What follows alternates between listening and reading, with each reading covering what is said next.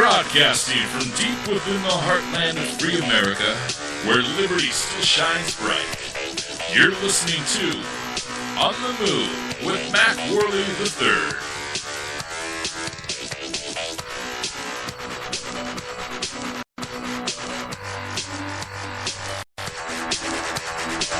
Hello, MacPack. Great to be with you for another episode of our program. This is On the Move, the show that attempts to inspire you to stand up for your rights. I, of course, am Mac Worley III, your host. I'm very excited about today's show. I've got a lot of stuff that I want to talk to you guys about. This episode is titled Lessons Learned from Burns, Oregon. This is episode 110 of On the Move Show. And like I said, we've got a lot of stuff that we're going to get to here. Today's featured topics are what happened in Burns, Oregon. What was the reason for the protesters to seize the federal building in the first place? What were some of the successes and failures of that movement? I want to talk specifically about LaVoy Finicum's death, some of the lessons that we learned from this experience, and then I also want to get into some of the things that we can do better and talk about how we can use the press to our advantage. So you guys, you don't want to miss this episode. If you have anything on your mind that you'd like to join in on the conversation, please feel free to give us a call. The number to the show is 360-450-5625. Again, that's 360-450-5625. Or you can message us on Facebook.com/OnTheMoveShow. Get us on Twitter at OnTheMoveShow. And of course, don't forget to check us out at our website, OnTheMoveShow.com. You can follow us on Spreaker.com/OnTheMoveShow. I would certainly appreciate that. You'd be helping out the program, helping us, analytically speaking, get more listeners because we'd show up in more search results. The more people that follow us, the more people that can find us. So you will, in fact, be helping the program out quite a bit. Also, don't forget to follow us on YouTube.com/OnTheMoveShow as well. And without further ado, let's go ahead and actually, before we get into the main featured topics here, I want to talk about some victories that are happening right now in terms of the Second Amendment. So without further ado, let's just go ahead and enter into the Weekly Defender segment. And now it's time for Weekly Defender. You have the right to defend your life, the right to defend your family, and the right to defend your freedom. You know, we're always hit with losses. It seems like we're barely hanging on by a thread in most cases in terms of the Second Amendment, in terms of your right to keep and bear arms. And I just thought it was important that we illustrated a few victories that we have right now because we do have victories. It's not always a loss. Like I said, even with the Heller case, it was essentially just reaffirming what we all knew, that it is a right of an individual to have a firearm. And, you know, we didn't get a big victory. We didn't gain any more rights because of that. We just simply were allowed to keep what rights we already have, our God-given or natural rights, depending on how you look at it. But we did win something recently. If you're a West Virginia citizen, you won something significantly, I would argue, and that is permitless carry or constitutional carry. This is something that I'm a huge proponent of. I love constitutional carry. I love anything that you don't have to get a permit from your government to do. So, first of all, I'm a big fan of concealed carry, obviously. I obviously am a huge fan of open carry. I think they both have their own purposes. What I look at open carry is it's beneficial in a couple different ways. First of all, it has a deterrent effect. So if you have a firearm on you and people can see that you have a firearm, most criminals in most situations, granted not all situations, but most situations, they may avoid the area, may avoid doing a crime in the first place, so you have deterred a crime from even taking place. So there's arguable massive amounts of benefit to that. However, when you do have an openly carried firearm, you have to remain vigilant about your surroundings. You have to have your situational awareness on point and make sure that nobody's sneaking up behind you and those kind of things. It's very important. Another benefit of having open carried firearm is for political reasons. This is one other benefit that I look at it, because you can go out and if you have an openly carried firearm, first of all, people are going to probably come up to you and ask you questions. It's happened to me before, happened to many people I know who open carry firearms. So number one, you're spreading awareness. So that's a great thing. But secondly, you're also letting people know where you stand. You're holding up a flag, essentially showing people, this is where I stand, and it's no different than any other form of expression. It's the same thing, in my opinion, as holding up a big sign. So you have every right to hold up a sign. It's a freedom not only of your right to keep and bear arms, but also of your right to express your political viewpoint.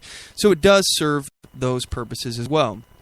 But concealed carry, I adamantly am for that as well. And the reasons why is it does give you a tactical advantage. If you're in a situation, maybe the bad guys won't know that you had a gun and you won't be the first target. So it does give you the ability to surprise people, surprise criminals, bad guys who are trying to do harm to others. And there is a strategic and tactical advantage to having that element of surprise. In addition, it allows you to be in possession of a firearm and not worry about having to have a police officer or somebody come up to you and hassle you, give you a hard time simply because you are armed. So there are other benefits to that as well. In addition, just the aspect of being able to throw a jacket over your firearm and prevent it from getting rained on, for example. I know living in Washington State, Pacific Northwest, you guys up there know it rains all the time up there. And if you have a weapon that's open carried and you want to take care of that weapon, you don't want it to get rained on, it's beneficial to have the ability to quickly just throw a piece of clothing over top of that, pull your shirt over it or something, and not be in violation of the law simply because you didn't want your weapon to get wet. So, again, I'm a big fan of both methods, and I look at them as any tool. A firearm is a tool, and like any tool, you're going to grab the right tool for the right job, and you have to use it in the right way. So it depends on what you want out of your firearm. What are you looking for with your firearm? Are you looking for a deterrent effect? Are you looking for the element of surprise? These are things that you have to ask yourself. And again, this is why I'm not opposed to either of these forms of carry. I'm very pro all of them. And like any tool, you just have to pick the right tool for the job and use it the correct way. So back to these victories here.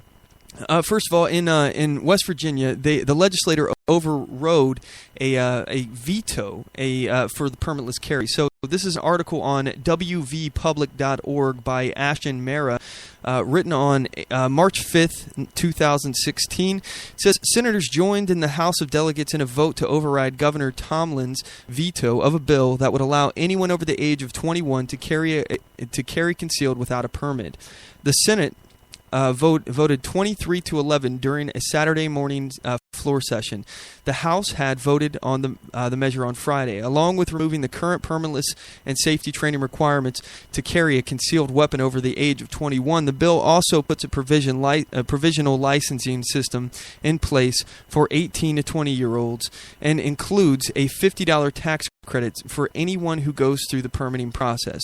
The bill includes penalties for people who unlawfully carry concealed, including felons who are prohibited from carrying or who use weapons while committing another crime.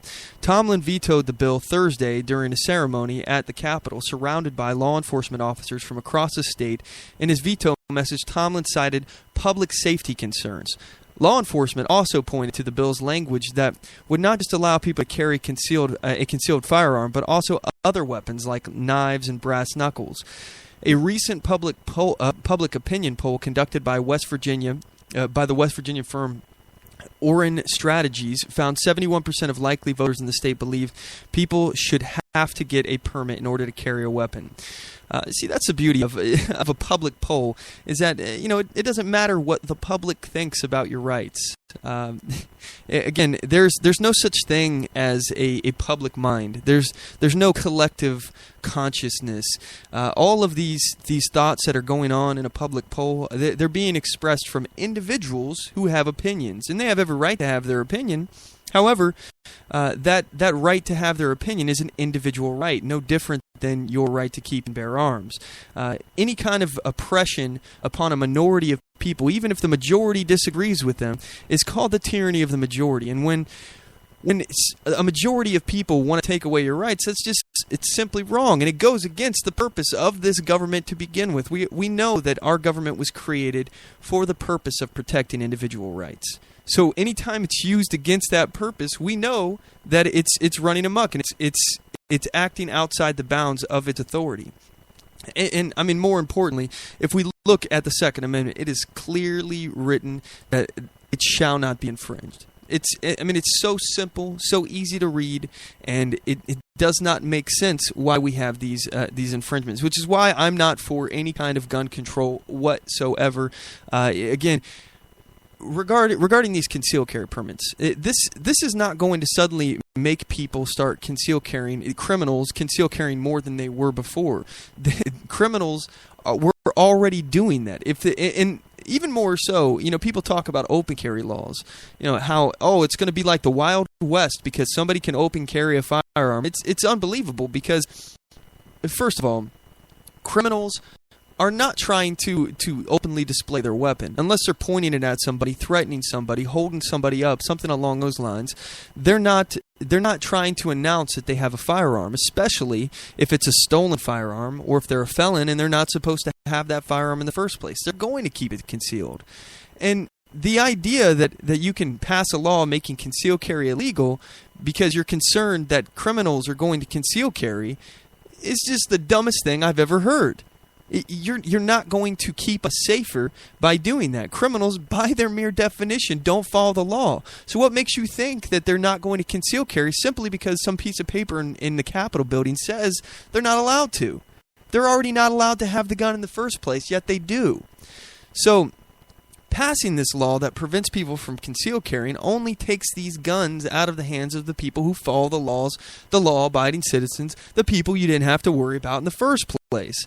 So it's just ridiculous. It's not going to suddenly be the Wild West. And you know what? More power to West Virginia. I am very happy that they've pulled this off. Now let's direct our attention to the great state of Kentucky. This is where I currently reside, and I would like to just point out that Kentucky, they got a bill that would void federal laws restricting gun ownerships. The article I'm about to read here is from WKYT.com. The article is written by Caitlin Centner, I think is how you say it. Article was dated January 7, 2016. President Obama's gun control plan has sparked a fierce debate around the country. He wants to expand background checks for gun sales, but some Kentucky lawmakers think his plan goes too far. So now they'll consider a bill that would declare all federal laws restricting gun ownerships void in Kentucky. It's been a hot topic for the feds, and the nationwide discussion surrounding gun control has landed the same topic in the State House. Kentucky, the Commonwealth, will not abridge any of our Second Amendment rights, State Representative Diane St. Onge said. In fact, the same day President Obama addressed the nation, this Kentucky State House talked about the nation's Second Amendment right to bear arms. House Bill 35 has been introduced. It cites the Constitution of the United States, the Second Amendment, and its purpose, according to Representative St. Onge, isn't to change current Kentucky law. The federal government knows what they can and cannot do, but should they step beyond that line and do anything which does abridge those rights, then we as a Commonwealth will not recognize that here. I think that's outstanding. I'm hoping that they are willing to continue to fight for their own state's rights. Personally, I'm a huge big state rights advocate. I think that whatever is not in the Constitution, whatever is not expressly stated in the Constitution, that the federal government has the power to do. If it's not in there and says the federal government can do it, that's something that, as the 10th Amendment dictates, is left to the states and the people, respectively. So it's a really important point to note that the federal government has, first of all, not only are they specifically prohibited from doing anything that would infringe upon the Second Amendment, but they have a very limited scope. There's very limited things that they're allowed to do, although case law and Supreme Court interpretations have changed those limitations. And all we have to do is look at the Wickard v. Filburn case of the Supreme Court, where they determined that the Interstate Commerce Clause gives them the power to regulate things that are not going between states, things that are not interstate, i.e. they are intrastate, stuff going on within the state, and also things that are not for commercial use, things that you're not selling, engaging in trade. In the Wickard v. Filburn case, this farmer in Ohio, I think his name was Roscoe Filburn, if I'm remembering correctly, he was growing wheat for his own personal consumption past the quota that he was allowed to grow by the federal government. This is New Deal era legislation. And because of him being past his quota of what he was allowed to grow, even though it was for personal consumption, the federal government decided that they could step in and bring him to court. And this is one of the very I think one of the most important cases that highlight the way the federal government has run amok, how they're reinterpreting the Constitution to give themselves more authority to impress their will upon the states and the people outside of the constitutional bounds that they were restricted. So good on Kentucky for passing laws that will make any kind of federal legislation void in Kentucky regarding firearms. But let's also note what else Kentucky is doing. They are passing a constitutional carry bill as well. This is off of NRAILA.org. Article is written by, does not say.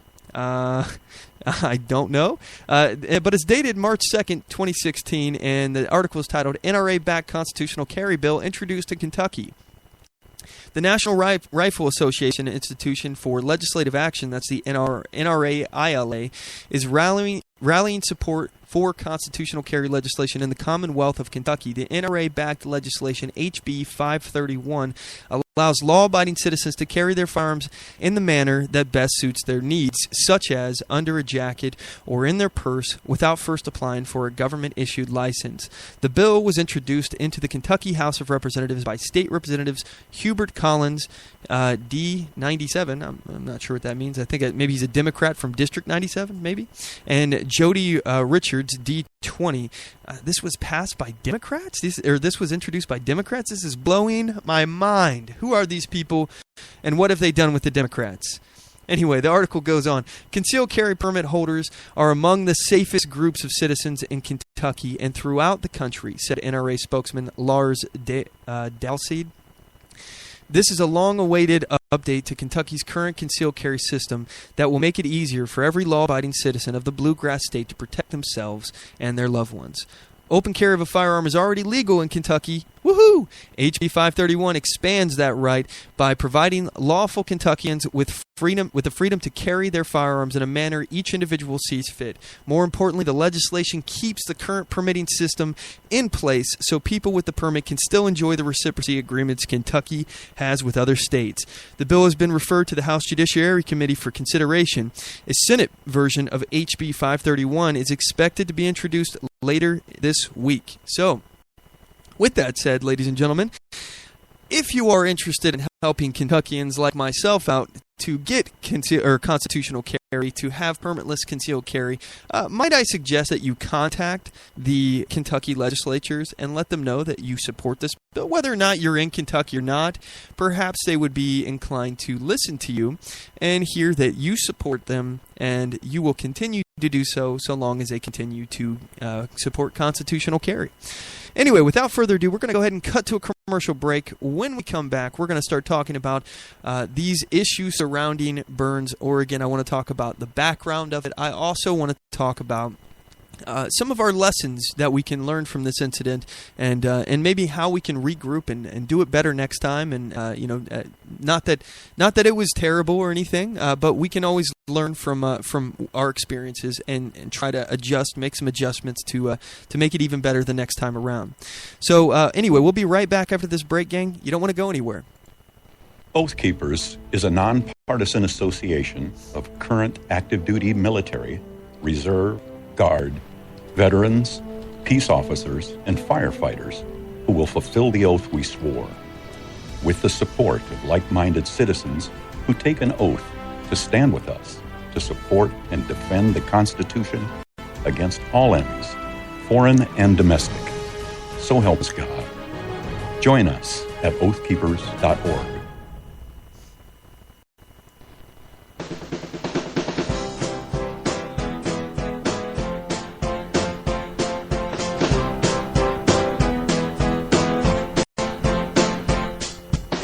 Support On The Move. Help us make this podcast bigger and better. You can do this by going to our store and purchasing one of our hundreds of products. All designs are original and made for patriots like you. Just go to cafepress.com/onthemoveshow. We appreciate your support.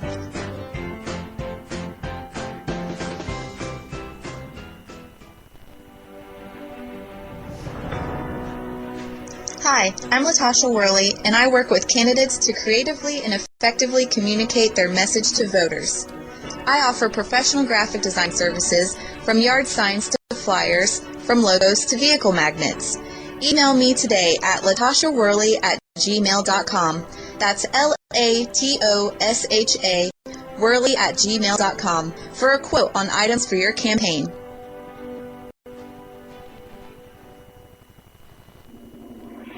Broadcasting from deep within the heartland of free America, where liberty still shines bright.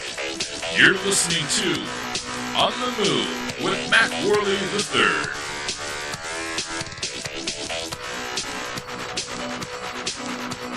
All right, gang, we're back. I appreciate you sticking with us through the break.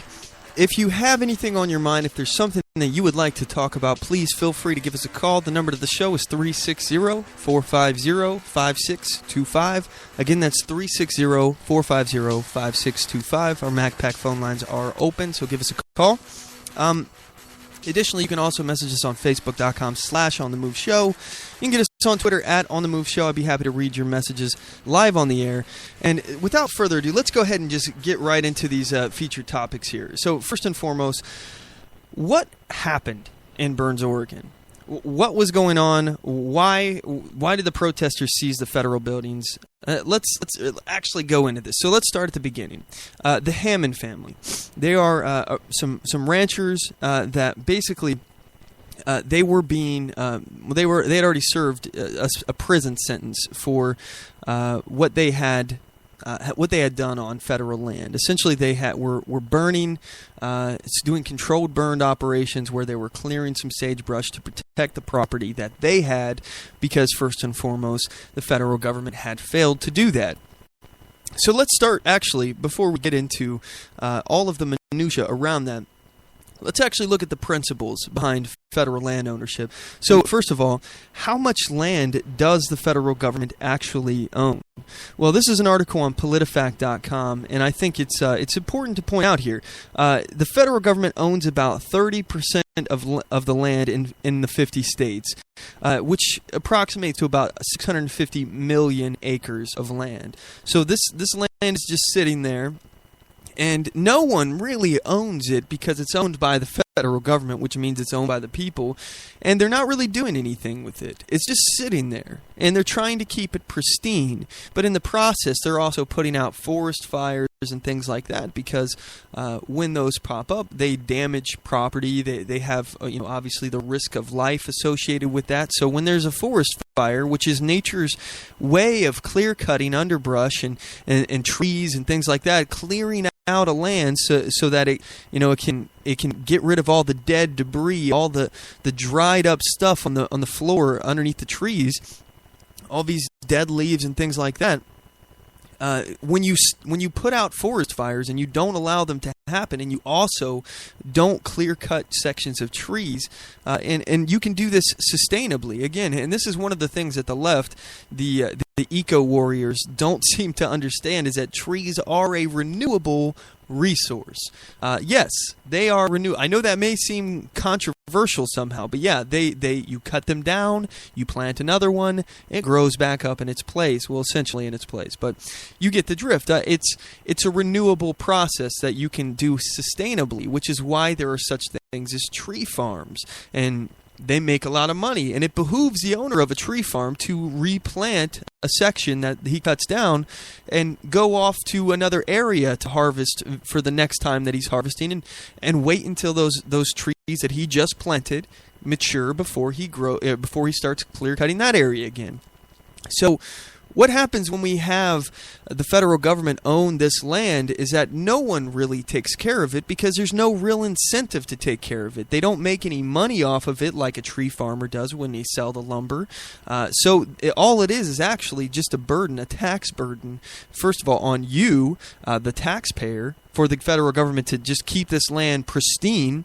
But again, by keeping it pristine and not actually taking proper care of it like clear cutting would require, and proper maintenance of the land, like controlled burns like the Hammond family got in trouble for, by not doing these things, they actually make the property value of the land go down, obviously, and they put the people around these properties at risk for forest fires.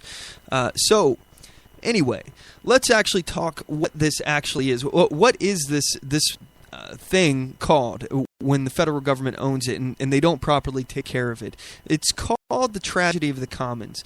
And I'm going to go ahead and play a clip for you guys from Learn Liberty. This is learnliberty.com, I believe, is the website that you can go to learn a whole lot more about this. Learnliberty.org, excuse me. And they have excellent videos on liberty-oriented topics. I highly recommend that you check it out. They have classes, free classes that you can take to understand all sorts of liberty-oriented topics. So please go check them out. I'm not receiving any money from them or anything, but I just wanted to give you guys a heads up that that's out there and you can utilize that, and it's completely free. So anyway, here's the video on the tragedy of the commons so you can learn a little bit about it.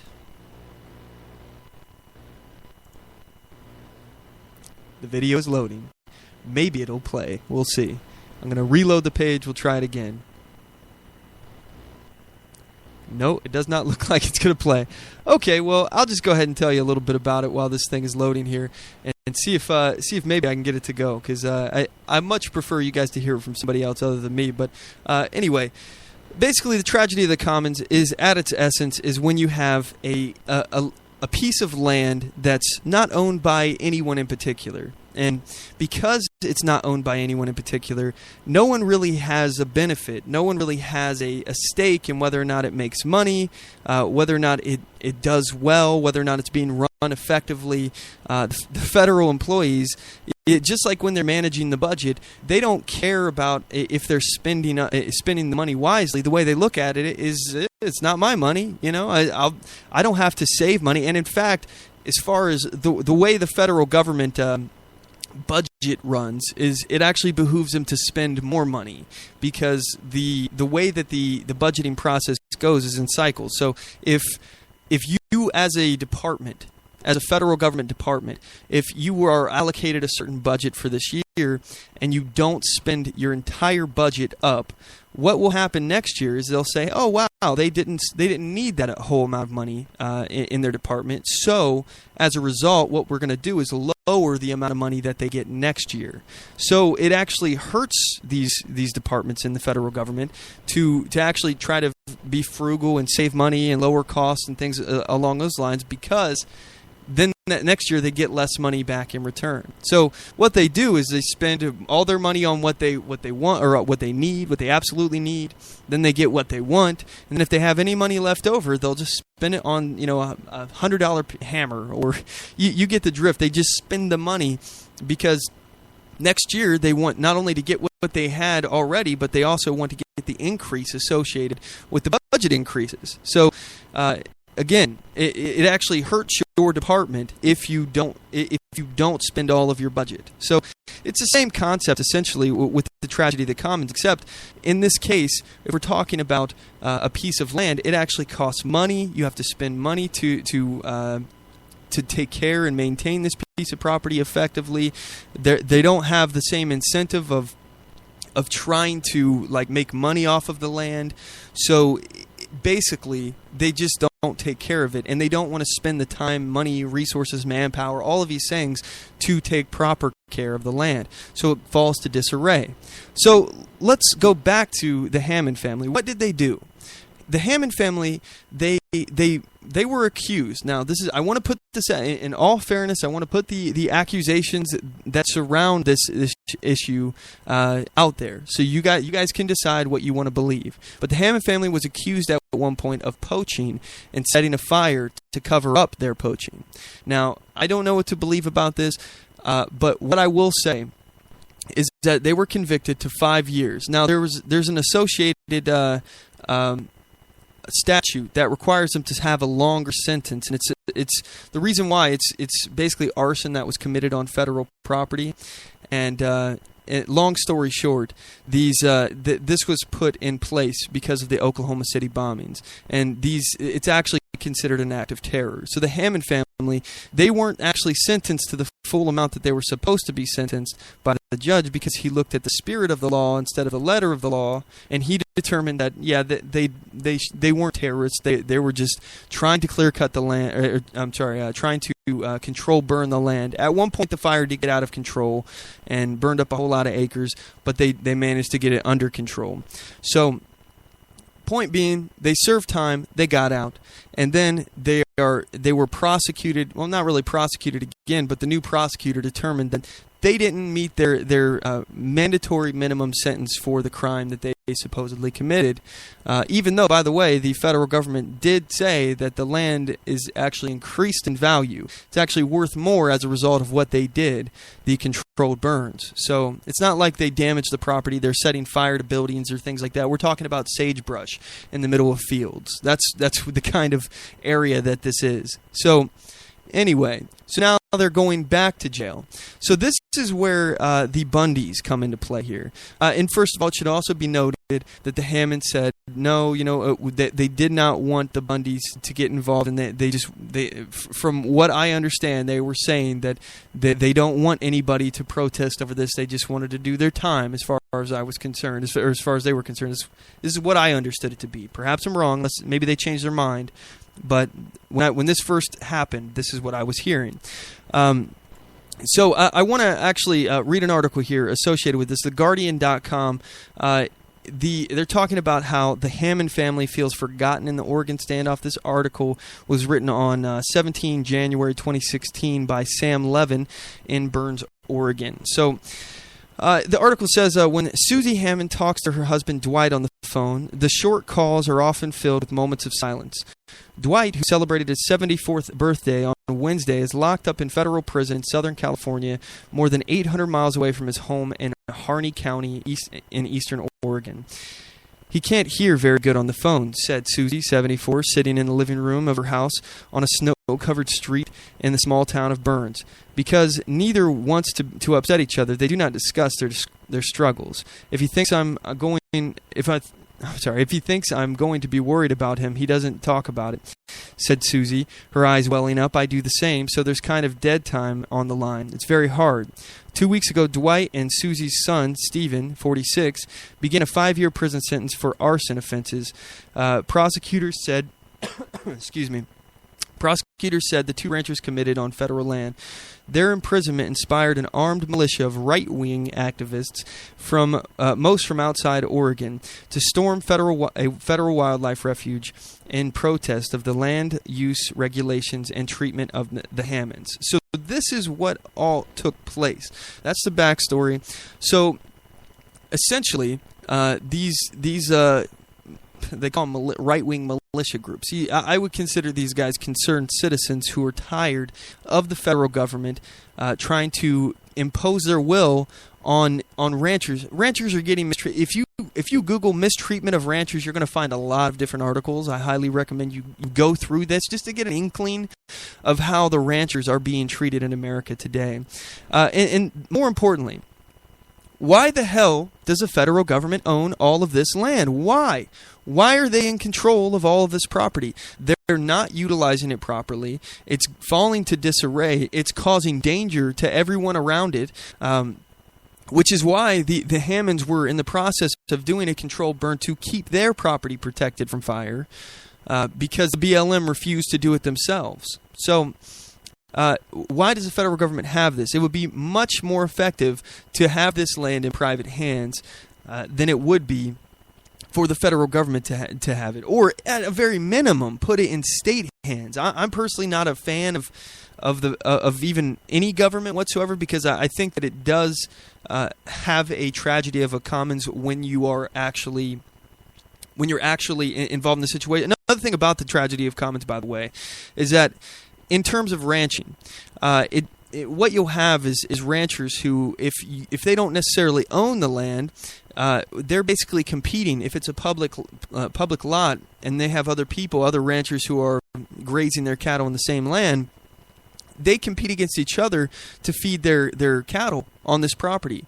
So rather than trying to conserve and use sustainable ranching practices, what they do is they're just trying to get all of the resources that are there for their cattle, and they use it all up, and it can lead to problems on the property itself. It's a much better situation if no government has access to this.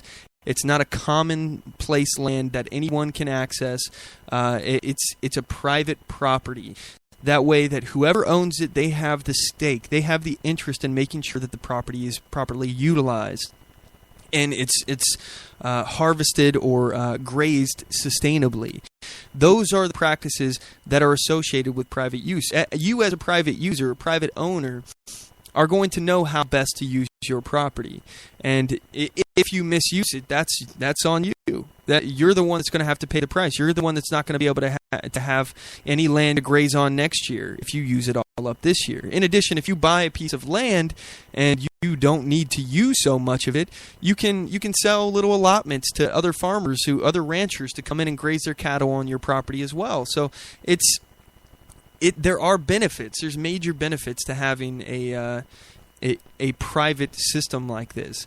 I can understand, I disagree with, but I can understand the need and the desire to want to protect, historic landmarks, amazing things in nature like the Grand Canyon and things like that. But again, I still believe that they would be better managed and better taken care of, better preserved if they were put in private hands. That's just my opinion. And I guess statistically speaking, if you look at how the federal government takes care of these areas, I argue that they take far less better care than a private owner would do. If you look at the amount of forest fires on federal property, it's dramatically higher than the amount of forest fires on private property. So just keep that in mind. So it was a 41-day standoff where these concerned citizens are fighting the federal government's encroachment on this land and basically telling the government that they want the land back. We want our land back is the message that these protesters in Oregon, in Burns, are saying. And they're frustrated. And one aspect of it that was demonized in the news is that they had firearms when they were out there. Now, they say that they stormed the federal building. It should be noted that nobody was in the federal building, and it was actually left unlocked. From all the accounts that I've heard, this federal building in the middle of nowhere, mind you. We're talking about Burns, Oregon. We're talking about something that's way out in the middle of nowhere. There's nothing out there. It's just flat prairie land as far as you can see from the people that I've talked to. This is not a situation where they came storming in, guns blazing, and they had people hostage or anything like that. That if you were listening to mainstream media, this is the way that they were portrayed. Simply because they had firearms, mean that they were demonized, and it also took away from some of the message, because a lot of people, if you ask them what was Burns, Oregon about, they can't even tell you why people were out there occupying a federal building in the middle of nowhere. They say, oh, it's right-wing militia guys who are angry with the federal government for some reason, but they don't know why. They can't really tell you why, and largely it's because of the demonization that the media is going to do with anyone with a firearm. I can tell you from personal experience from my unlawful arrest, I was demonized simply because I had a firearm, even though I violated no laws whatsoever. So these individuals out there doing their 41-day standoff, they had the FBI show up. I mean, it was very tense. I listened to live broadcasts of the tense situation when they were standing down eventually. They thought that they may die that night, and they very well could have if cooler heads hadn't prevailed.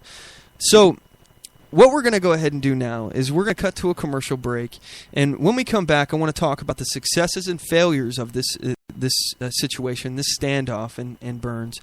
I want to talk about how LaVoy Finicum died and what lessons that we can take from this, and then move into how we can use the press to our advantage, because we know that they're going to demonize us. We know that they're going to demonize people who have firearms. So we're going to talk about all of this when we come back. You guys don't want to go anywhere. Again, that number, if you want to join today's conversation, is 360-450-5625. We'll be right back.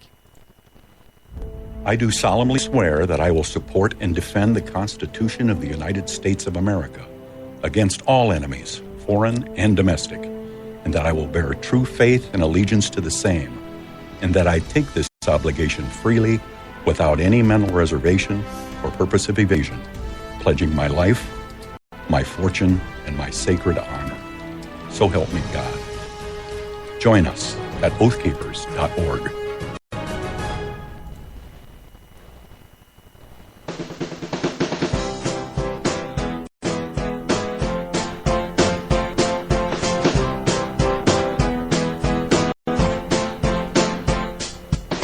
Support On The Move. Help us make this podcast bigger and better. You can do this by going to our store and purchasing one of our hundreds of products. All designs are original and made for patriots like you. Just go to cafepress.com/OnTheMoveShow. We appreciate your support.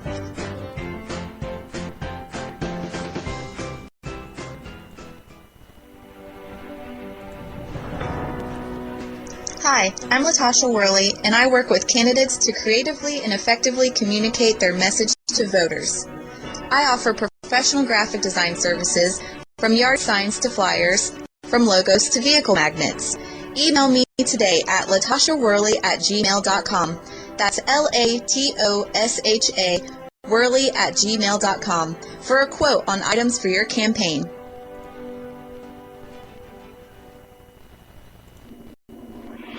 Broadcasting from deep within the heartland of free America, where liberty still shines bright. You're listening to On the Move with Mac Worley III. Hello, MacPack. We're back. If you want to join today's conversation, feel free. The number to the show is 360-450-5625. That's 360-450-5625. Or you can message us on Facebook.com/OnTheMoveShow or on Twitter @OnTheMoveShow. I'd be happy to read your messages live on the air. And let's go ahead and go to some Facebook communications we have. D on Facebook says, from what was stated several times in press conferences, the FBI threatened the Hammonds with placement in a less desired prison if they continue communication with the Bundys. If only the land grabbing and control was just about preserving the land, it's about water rights and mineral rights such as uranium, which, by the way, the Hammonds Ranch is sitting on top of. So, I can absolutely agree with you, D. And, there are obviously some nefarious reasonings behind this other than just keeping the land pristine. Obviously, it's a lot of it is about control of the land itself. And this just goes to show you, if you're talking about what happened, by the way, in Nevada, there was there were hassling ranchers out there, Clive and Bundy and the like, about this endangered desert turtle that they wanted to protect, and they were trying to protect this turtle.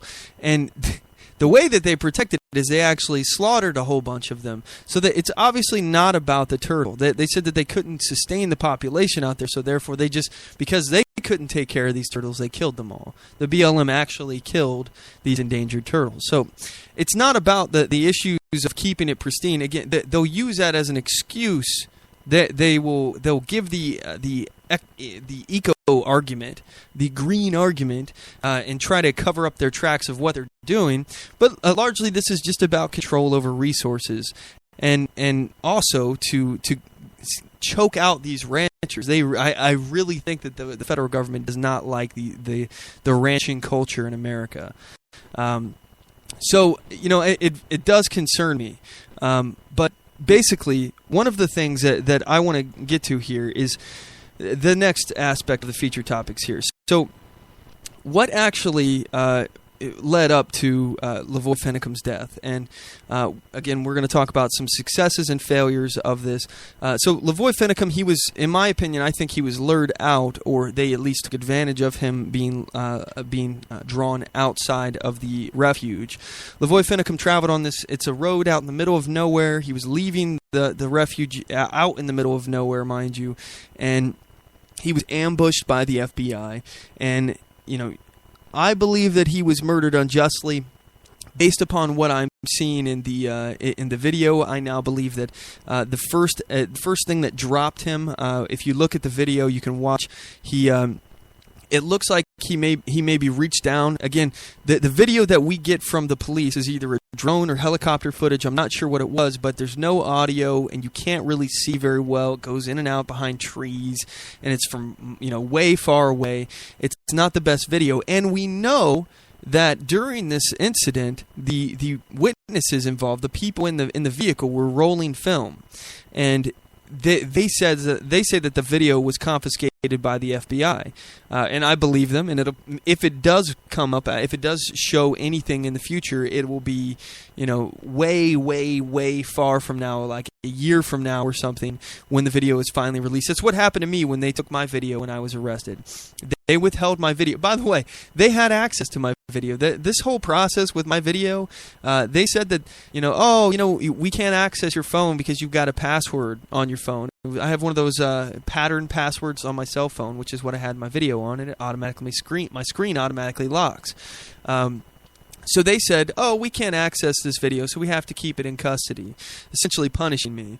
So what they do is they, rather than asking me, because I've told them several times, I'll unlock it for you, I just want to have somebody there to get the video off too, so I can have it when you have it. I want to make a copy and get it then. And they wouldn't do that. They just simply ignored me. They filed or they sent a warrant essentially to Google to get the password, but Google doesn't have the password to my pattern on my phone.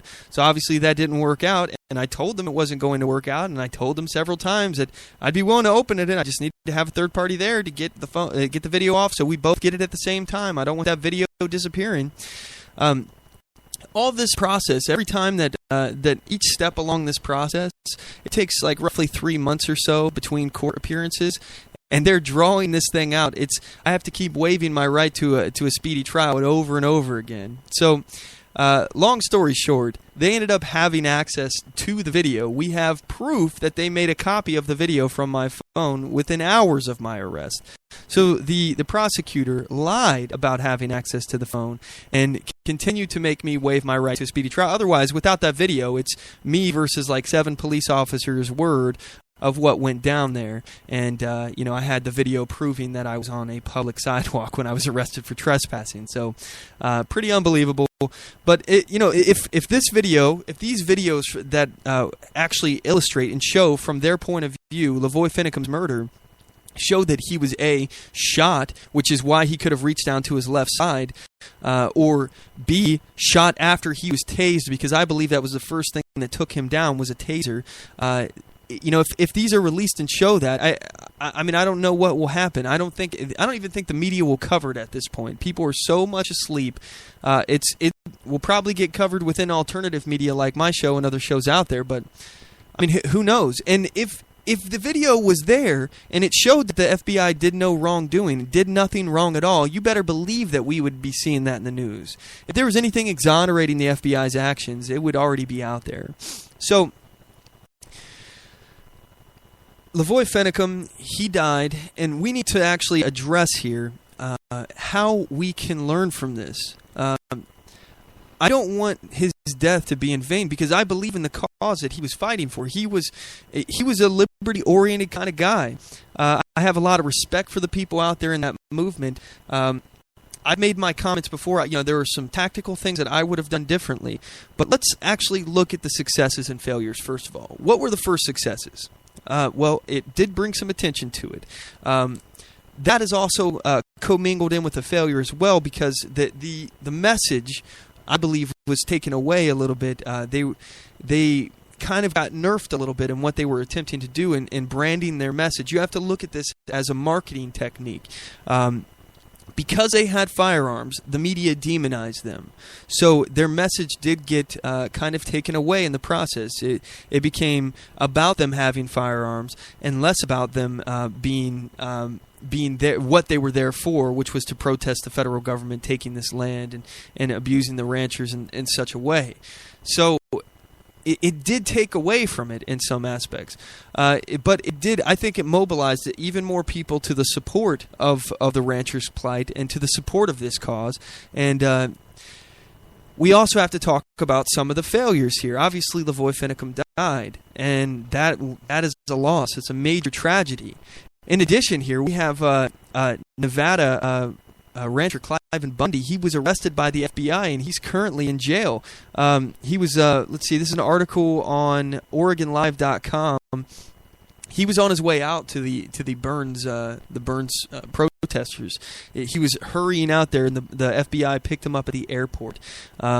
So, and by the way, that's just another thing I would note. If he was in Nevada, I understand time was urgent and whatnot, and he was trying to hurry. But if you know that you're in this situation, and you know that the FBI is watching you, and you know that they're about to crack down, and you know they probably don't want you at this ranch, and they can arrest you for anything, even if you beat the charges. You still have to take a ride downtown. I just don't think that it's a good idea to, if you know you're on a radar like that, to be flying, because you'll probably get picked up, as what happened to Cliven. But again, 2020, is not available when you're when you're looking at it, in the future. Maybe he didn't think this was going to be an issue, but in retrospect, it was. So this was updated. Again, the article was updated 23 February 2016. Cliven Bundy, the Nevada rancher who touched off one armed showdown with federal authorities and applauded another started in Oregon by his sons, was arrested late Wednesday at Portland International Airport and faces federal charges relating to the 2014 standoff at his ranch. So apparently the federal government has a long memory. They've waited all this time to pick him up on these charges. Bundy, 69, was booked in downtown Multnomah County Jail at 10:54 p.m. He faces a conspiracy charge to interfere with the federal officer. The same charge lodged against two of his sons, Ammon and Ryan, for their role in the January 2nd takeover of Malheur National Wildlife Refuge in Burns, Oregon. He also faces weapons charges. The Bundy Ranch Facebook page reported Cliven Bundy was surrounded by SWAT officers and detained after his arrival from Nevada. He was arrested at 10:10 p.m., authorities said. The Bundy patriarch had traveled to Portland with plans to go on to Burns, where four occupiers had been the remaining holdouts of the refuge occupation.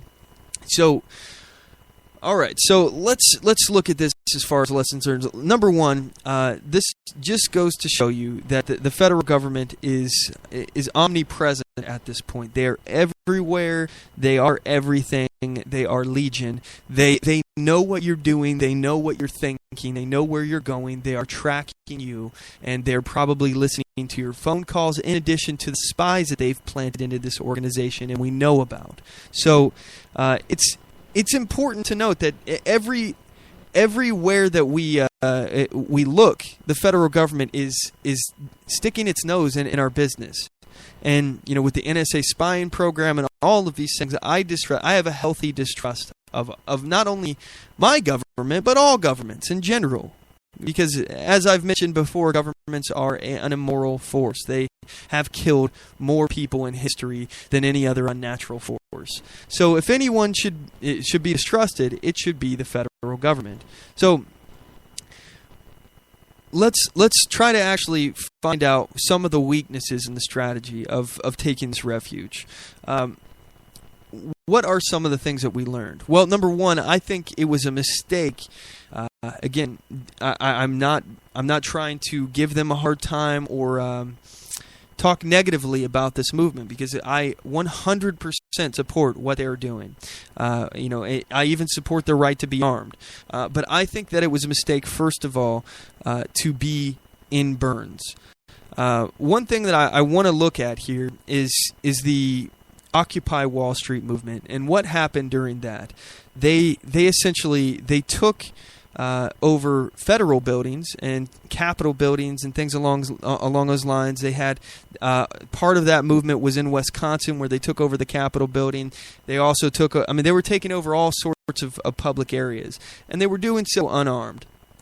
And one of the things that actually benefited them is anytime that there was an issue with police, as we see in other protests around the country, where unarmed protesters are sitting there, arms linked together, and they're sprayed with pepper spray or beat or assaulted by police, thrown to the ground.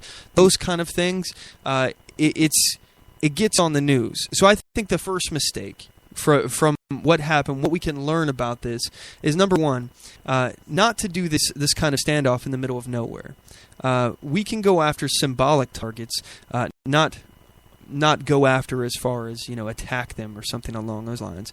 But we can pick our targets wisely, and where we're going to protest, where we're going to occupy.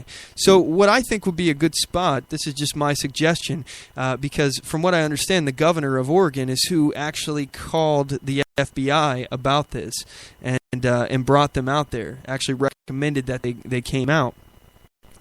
I would, if it was me, if I was looking for another place, I would be targeting the governor's office for the next protest, the next Occupy movement. I would be going to the Capitol building and actually going there, somewhere very public, somewhere very close to the city. I also think it should be very close to the reporters, the news, very easy for people to respond, very easy for large crowds to accumulate, like what happened at the Occupy Wall Street movement.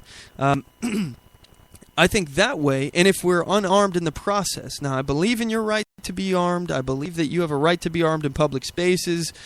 I just think for the purpose of these political protests, it does take away from the message of it. Now, I'm not going to bash anybody who wants to bring a firearm, but I would say that I think the message is held much stronger.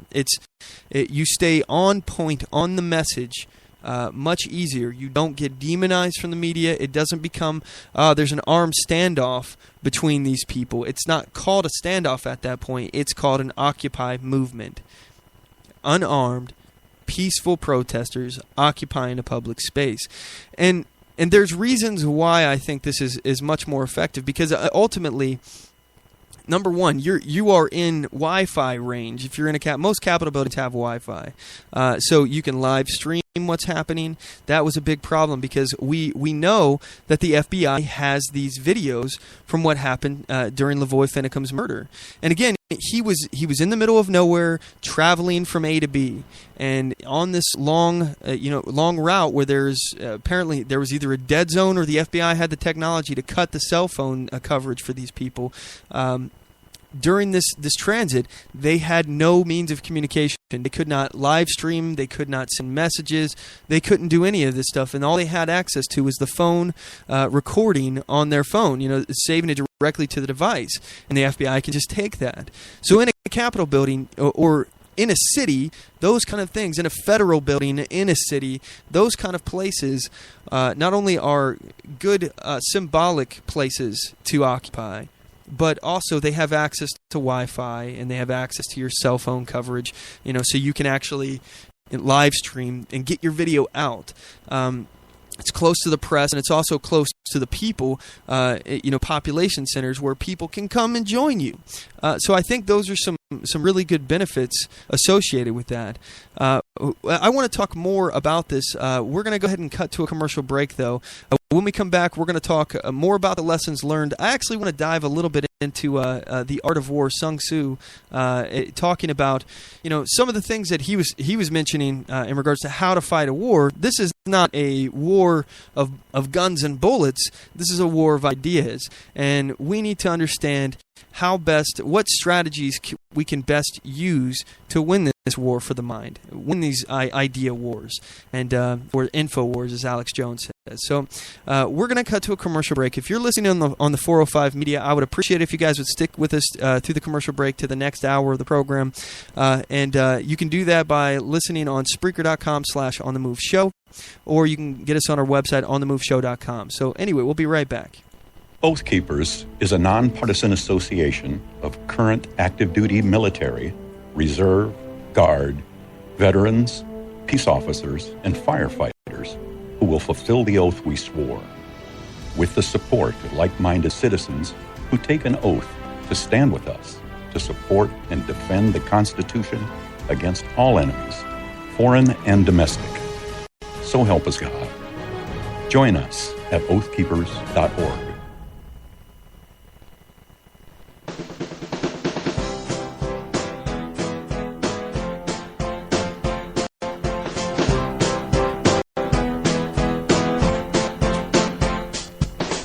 Support On The Move. Help us make this podcast bigger and better. You can do this by going to our store and purchasing one of our hundreds of products. All designs are original and made for patriots like you. Just go to cafepress.com/onthemoveshow. We appreciate your support.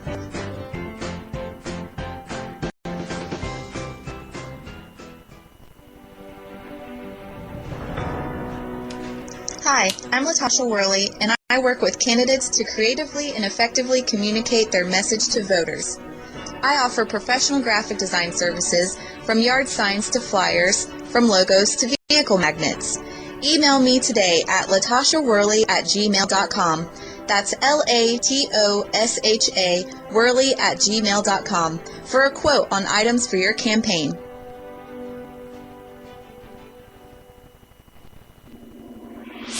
Broadcasting from deep within the heartland of free America, where liberty still shines bright. You're listening to On the Move with Mac Worley III.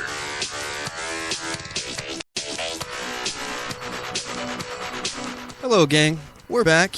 Thank you for sticking with us. This is the second hour of the program, and I would like to invite you to give us a call if you have anything on your mind, anything you'd like to talk about. It doesn't have to be related to the topics we're talking about, by the way. Feel free to give us a call. The number of the show is 360-450-5625. Again, that's 360-450-5625. You can message us on Twitter at OnTheMoveShow or Facebook.com/OnTheMoveShow. So feel free. Let your voice be heard. Let's see here. So we were talking about what was going on with LaVoy Finicum and the BLM, the Burns, Oregon situation. Some of the lessons that we can take from this. By the way, we got some activity on Facebook.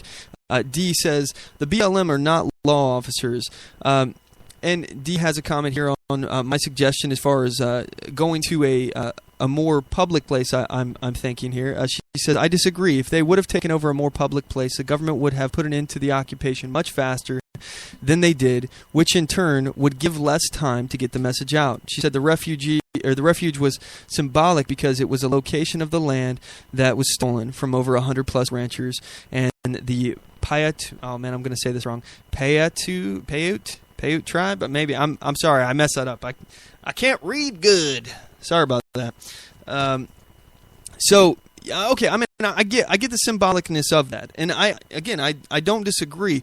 But what we're doing is we're putting ourselves in a bad position, in a weak tactical position. Not even just forget the gun aspect of it, okay? But we're putting ourselves in a place where, number one, there's no Wi-Fi. Probably, I'm guessing. Paiute. Thank you, D. The Paiute tribe. Anyway, we're putting ourselves in a weak position. No different than if we were fighting, an actual battle. So I want you to imagine battle strategy. I don't know. I'm a big nerd when it comes to ancient warfare and things like that. So I actually, I know quite a bit about strategies as far as flanking maneuvers and positions of battle, battle lines, how you should position your men.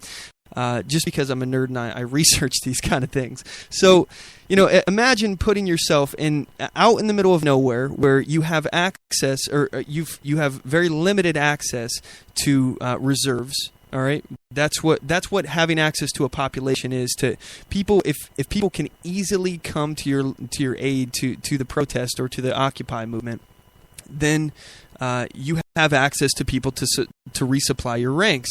So you put yourself back in this like ancient battlefield. You're putting yourself in an area where you have no access to supplies. You have no access to new people. You're so far out in the middle of nowhere. You're also down a hill. Your enemy is up the hill, which gives them the strategic advantage. Your position is weak. You have maybe a muddy. The side of the hill that you're about to charge up on is completely covered in mud and muck, so it can slow your men down. And you have an option of going to the other side of the hill, which is not a hill at all anymore. It's flat, and it's not muddy, so it doesn't slow your advance. There's just ways that you can go about picking your target. And what you want to do when you're fighting war is to pick the best targets to hit. One of the things that Sun Tzu says is that attack him where he is unprepared, appear where you are not expected. So I would argue that, they probably didn't expect them to show up there, i.e. the door was unlocked. But they also, they also picked a spot that puts them in this weak position. Let's go through. I've highlighted a couple of things this morning when I was reading this book, going over it and just trying to basically find a few things that I think are closely associated with this specific situation. So this is the third chapter of Sun Tzu, Art of War. It's Attack by Stratagem.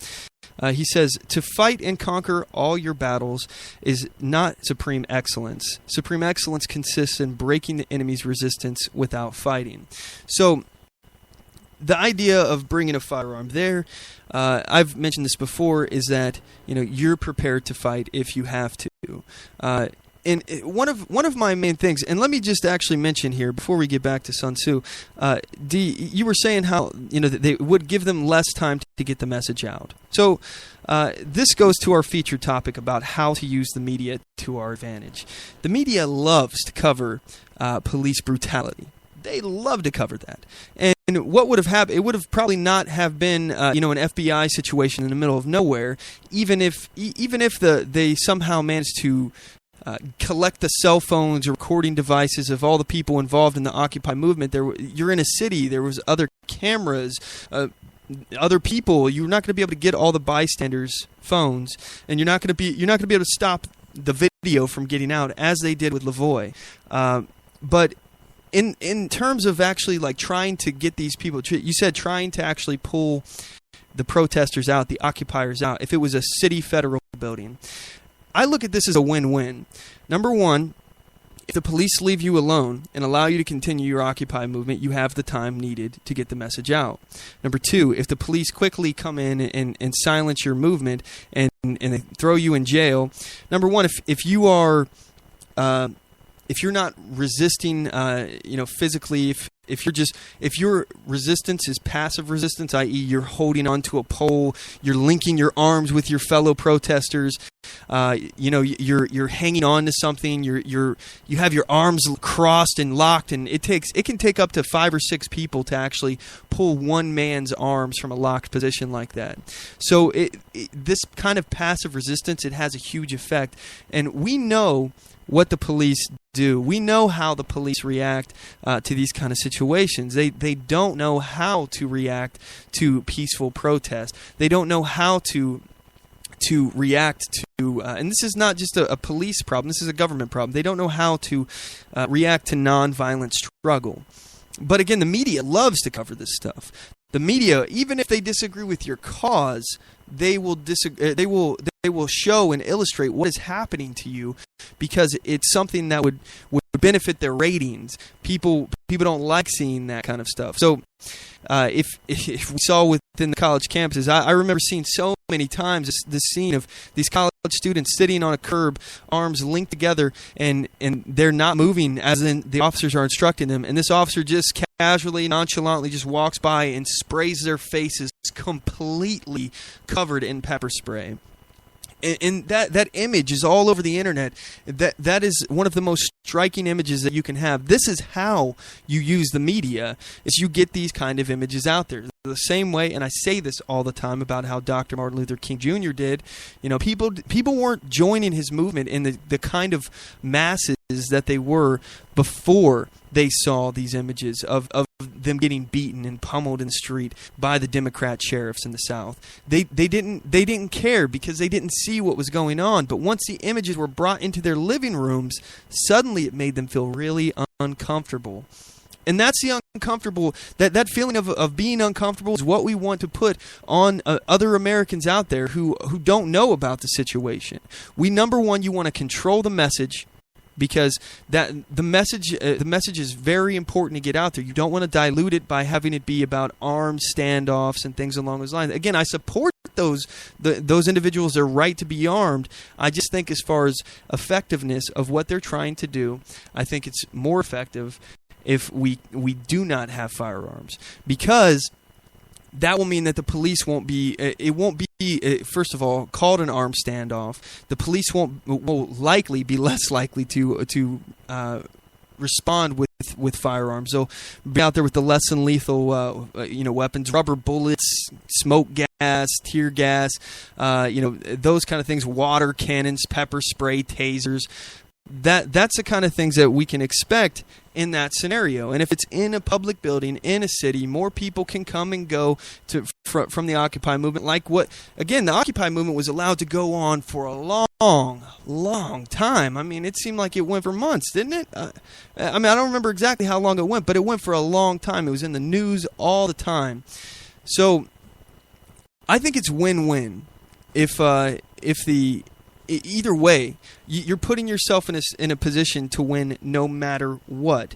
Because if the police allow you to stay, it gives you tons of media coverage. You're going to have plenty of time to have your concentrated message out to the media for a prolonged period of time. If they come and get you, that's even more of a media exposure. You're getting more people, and they're going to respond with too much force because that's what the government does. They only know how to respond with force. They don't know how to deal with nonviolent struggle. So, I think no matter how you skin it, it's win-win. You win if they leave you. You win if they come for you. And additionally, you also win if they come for you and you're not armed. You win in a lot of different ways in this aspect because, they'll arrest you, they'll throw you in jail to be some kind of bullcrap charge. You'll probably beat it, by the way, and you'll probably have a pretty good civil suit afterwards that you can sue the city. And as Glenn Beck says, money doesn't talk, money screams. If you file a civil suit against these people, they'll pay attention. They will pay attention. It'll hurt them.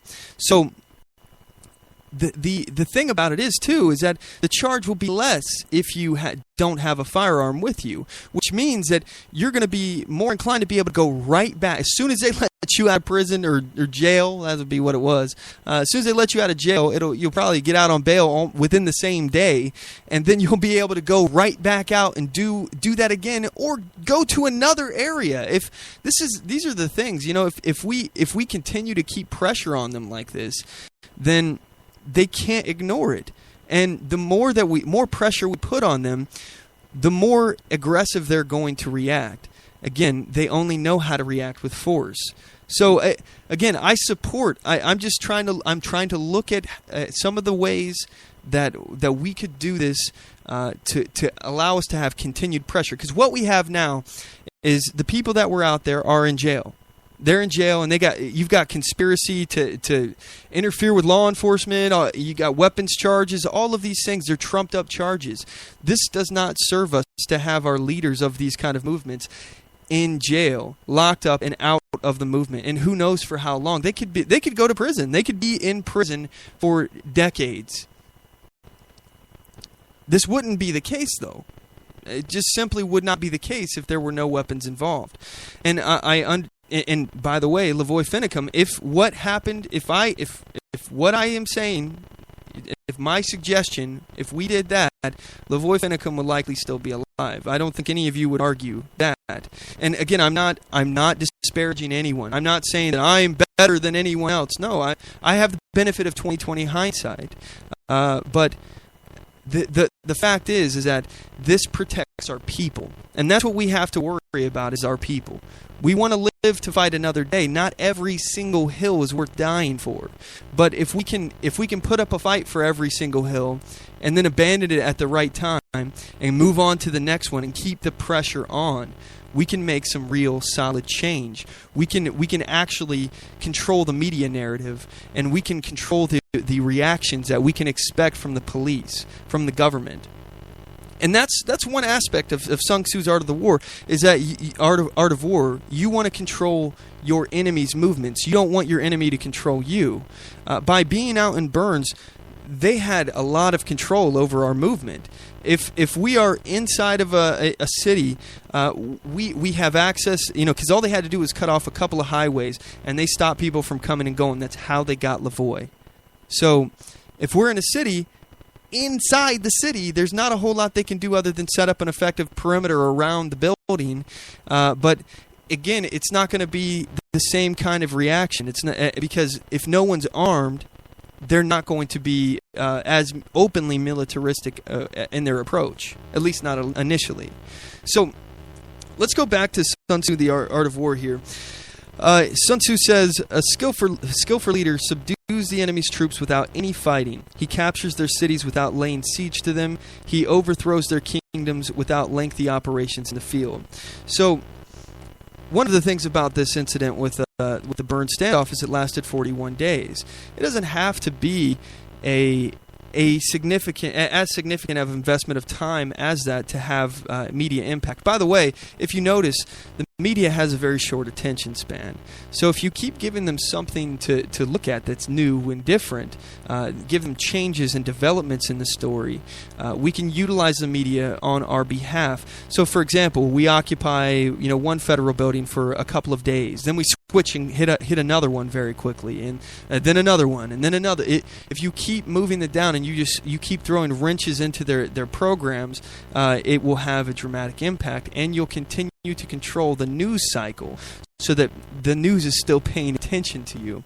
Sun Tzu goes on, if you know your enemy and you know yourself, you need not fear the result of 100 battles.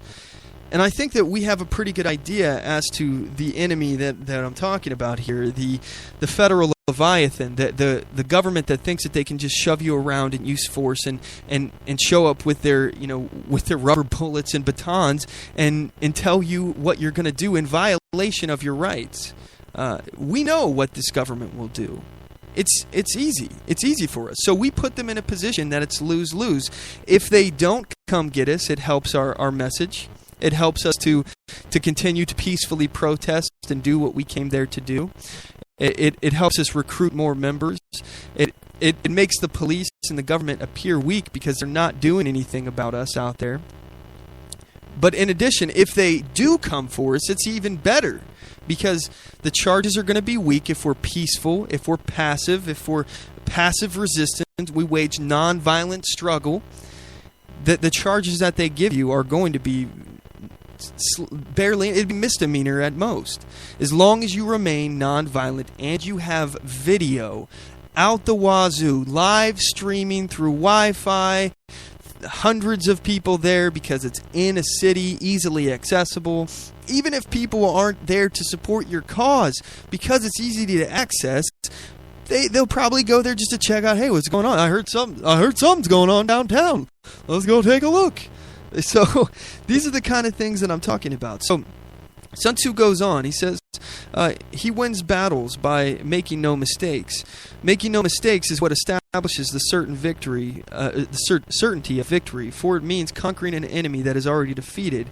Hence, the skillful fighter puts himself into a position which makes defeat impossible and does not miss the moment for defeating the enemy. Thus, it is that in war, the victorious strategist only seeks battle after victory has been won, whereas he who is destined to defeat first fights and afterwards looks for victory. This is my point, is that we need to place ourselves in the most opportune position. If we're fighting on a battlefield, you want to be up in the tower. You want to be in a position that can stand a siege. You want to be at the top of the hill. You want to have the sun at your backs. These are the things that you want. You don't want to have to advance. You want to be able to defend a defensible position. And these are all metaphors I'm making here. I'm not actually talking about physically fighting, but what I'm saying is we put ourselves in the most opportune position. And we make sure that we make no mistakes. And we win by making sure that defeat for ourselves is impossible, as Sun Tzu says. There's no way in this scenario that we can lose. We will be regarded by the media as unarmed protesters, peaceful protesters who are being abused by police if they come get us, or we have plenty of time to sit there and talk about our message and get that very controlled narrative out, because it's not being diminished in the media because we're being looked at as these armed militants, right-wing militants. So I just think it's pretty important to address. Anyway, so Sun Tzu, he goes on here and he says, this is chapter 6, Weak Points and Strong. He says, the clever combatant imposes his will on the enemy, but does not allow the enemy's will to be imposed upon him.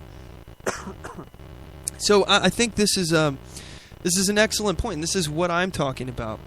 We position ourselves to where we're controlling one of two outcomes. They either let us be or they drag us out. And the optics of dragging us out are going to be too much to bear repeatedly, because once again, if you have a misdemeanor charge and you're willing to fight him in court, especially for peacefully protesting, you've got video of yourself, you're in a public place, they try to drag you out, you're not pushing the police, you're not fighting the police, you're hanging on to a pole, you linked arms with your fellow protesters. These kind of situations, you're probably going to win that case. Like I said, you're probably going to have a nice lawsuit that you can file with against the city afterwards, which could stop this kind of behavior in the future. Sun Tzu says, appear at points the enemy must hasten to defend. March swiftly to places you are not expected. Again, this is what I said about switching targets, switching locations. Not only are you making the government have to shift around what they're doing, you maybe even having multiple places occupied at one time. But it makes them continue to have to move and adjust their operations, continue to have to respond to your actions instead of you responding to theirs, and also you control the media narrative. Sun Tzu says, you can be sure of succeeding in your attacks if you only attack places which are undefended. You can ensure the safety of your defense if you only hold positions that cannot be attacked. So, the first part of this, succeeding in your attacks if you only attack places which are undefended. Obviously, I think that this applies to where you're going to occupy. Now, I wouldn't try to occupy somewhere that you know is going to have firearms. So that's the first thing. Pick soft targets to occupy. Pick places that you know are going to be easier to just walk in and sit down. You're not likely to be shot. I wouldn't occupy a police station. You're probably not going to like the outcome of that, I would imagine.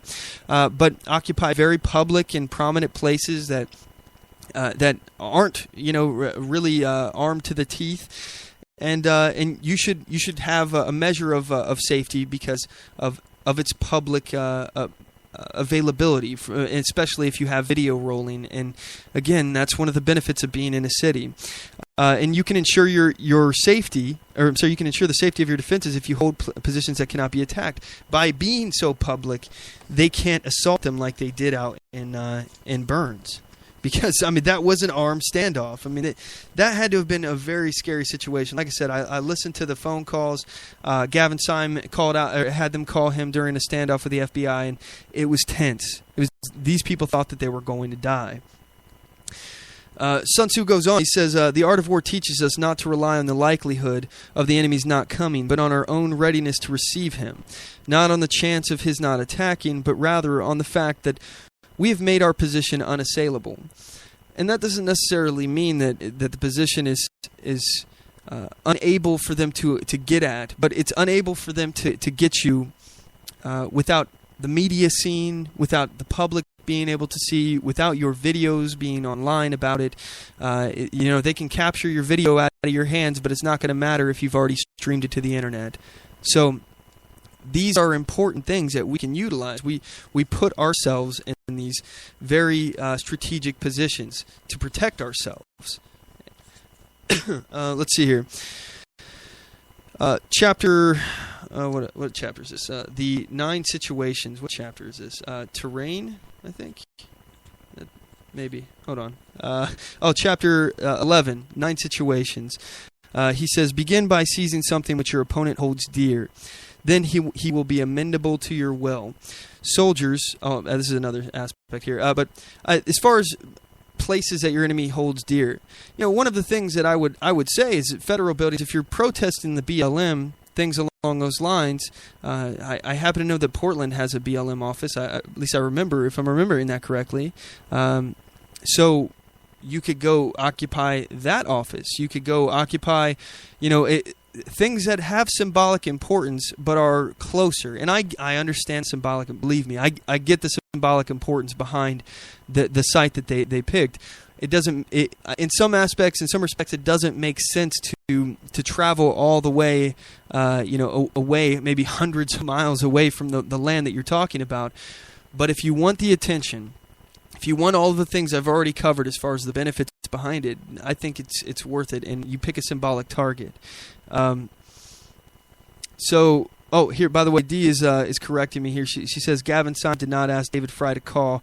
Fry called Syme himself. So that was a phone call that I was listening to. Gavin had streamed it live over the internet on YouTube. So I was listening to it real time, and I was freaking out in the process. I was terrified for these guys out there. It was very tense. Sun Tzu continues. He says, soldiers, when in desperate straits, lose the sense of fear. If there is no place of refuge, they will stand firm. If they are in the heart of a hostile country, they will show a stubborn front. If there is no help for it, they will fight hard. And this, I think, Sun Tzu talks about death ground, putting your men on death ground when basically an area where there is no escape and you have certain death if you do not continue fighting.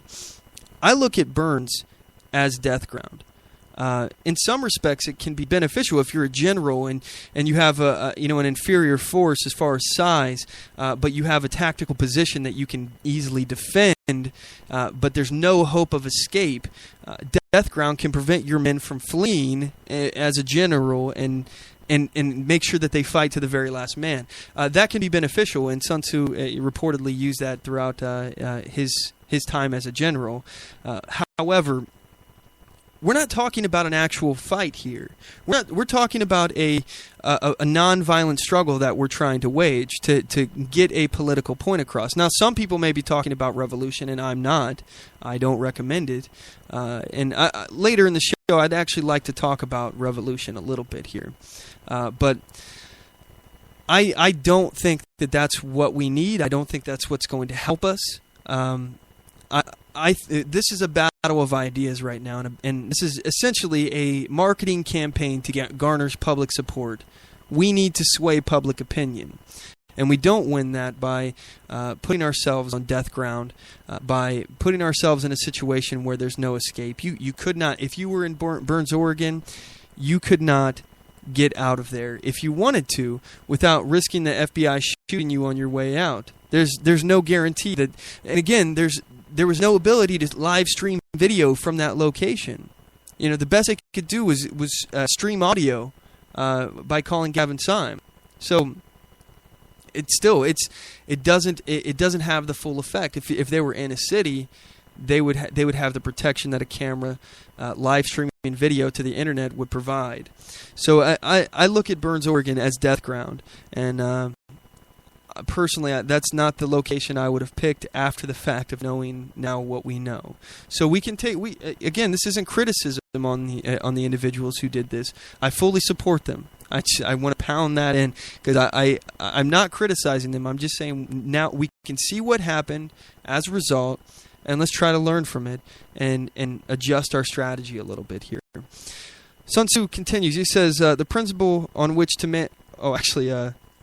let me see here. Oh, yeah, okay. So the principle on which to manage an army is to set up one standard of courage which we all must reach.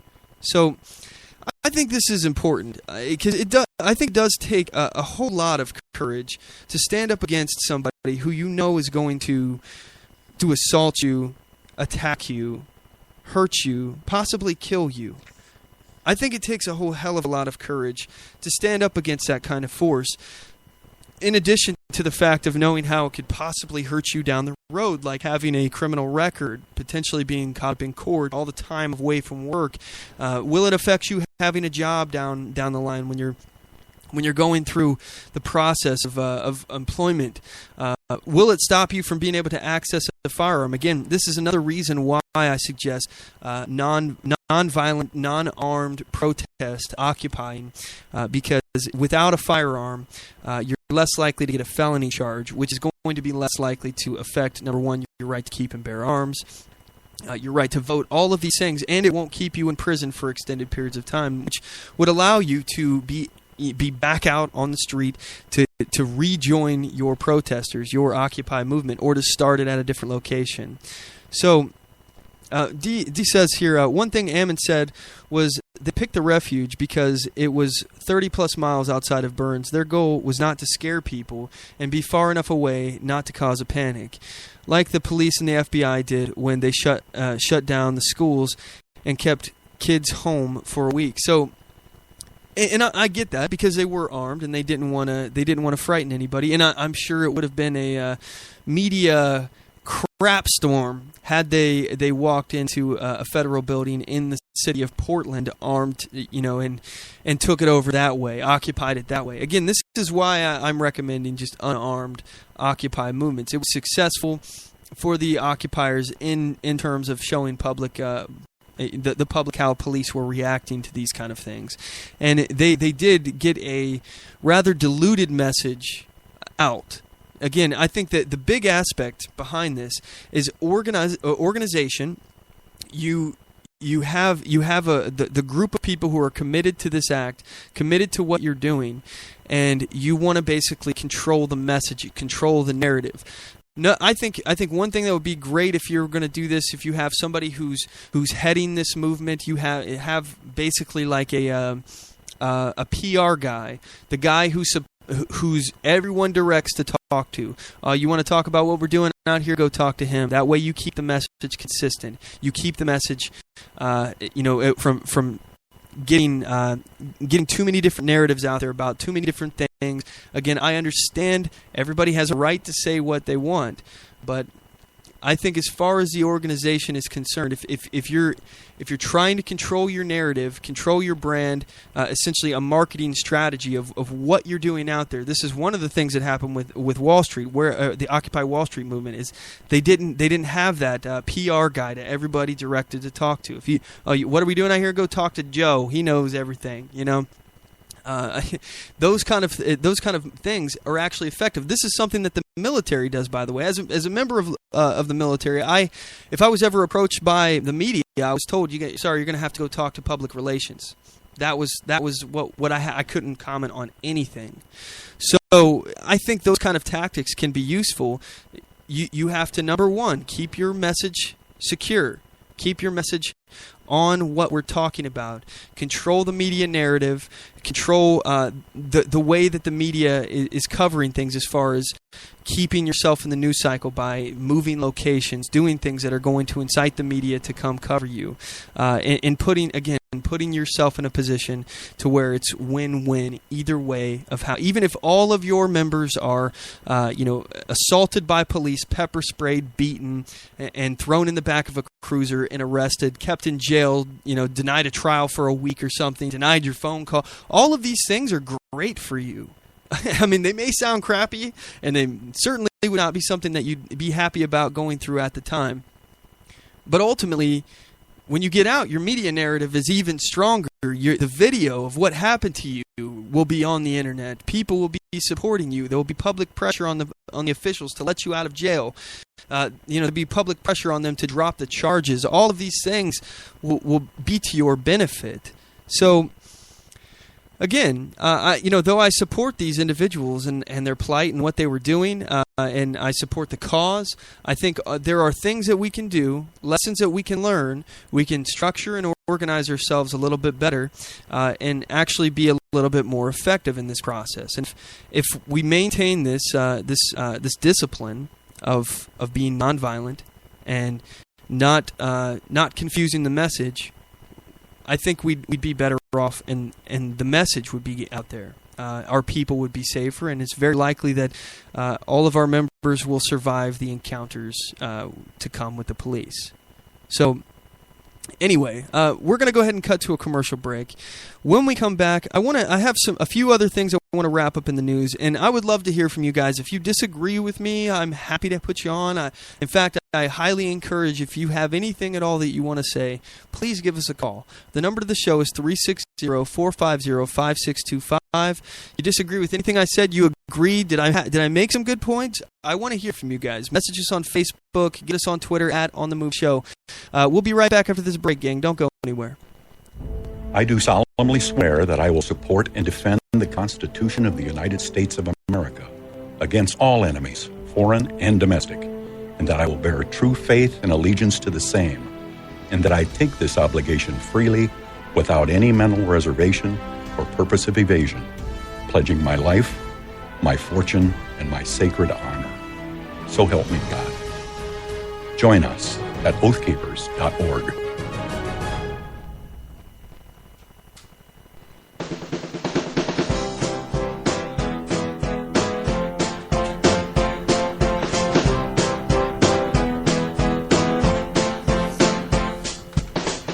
Support On The Move. Help us make this podcast bigger and better. You can do this by going to our store and purchasing one of our hundreds of products. All designs are original and made for patriots like you. Just go to cafepress.com/OnTheMoveShow. We appreciate your support.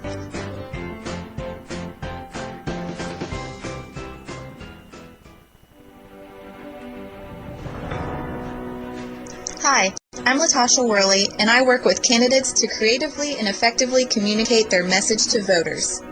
I offer professional graphic design services from yard signs to flyers, from logos to vehicle magnets. Email me today at latashaworley@gmail.com. That's LATOSHA Worley@gmail.com for a quote on items for your campaign.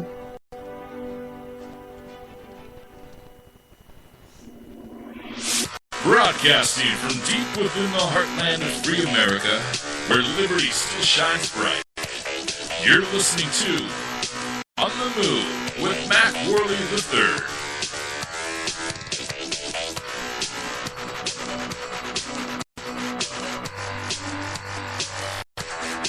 And we're back. Appreciate you all sticking with us.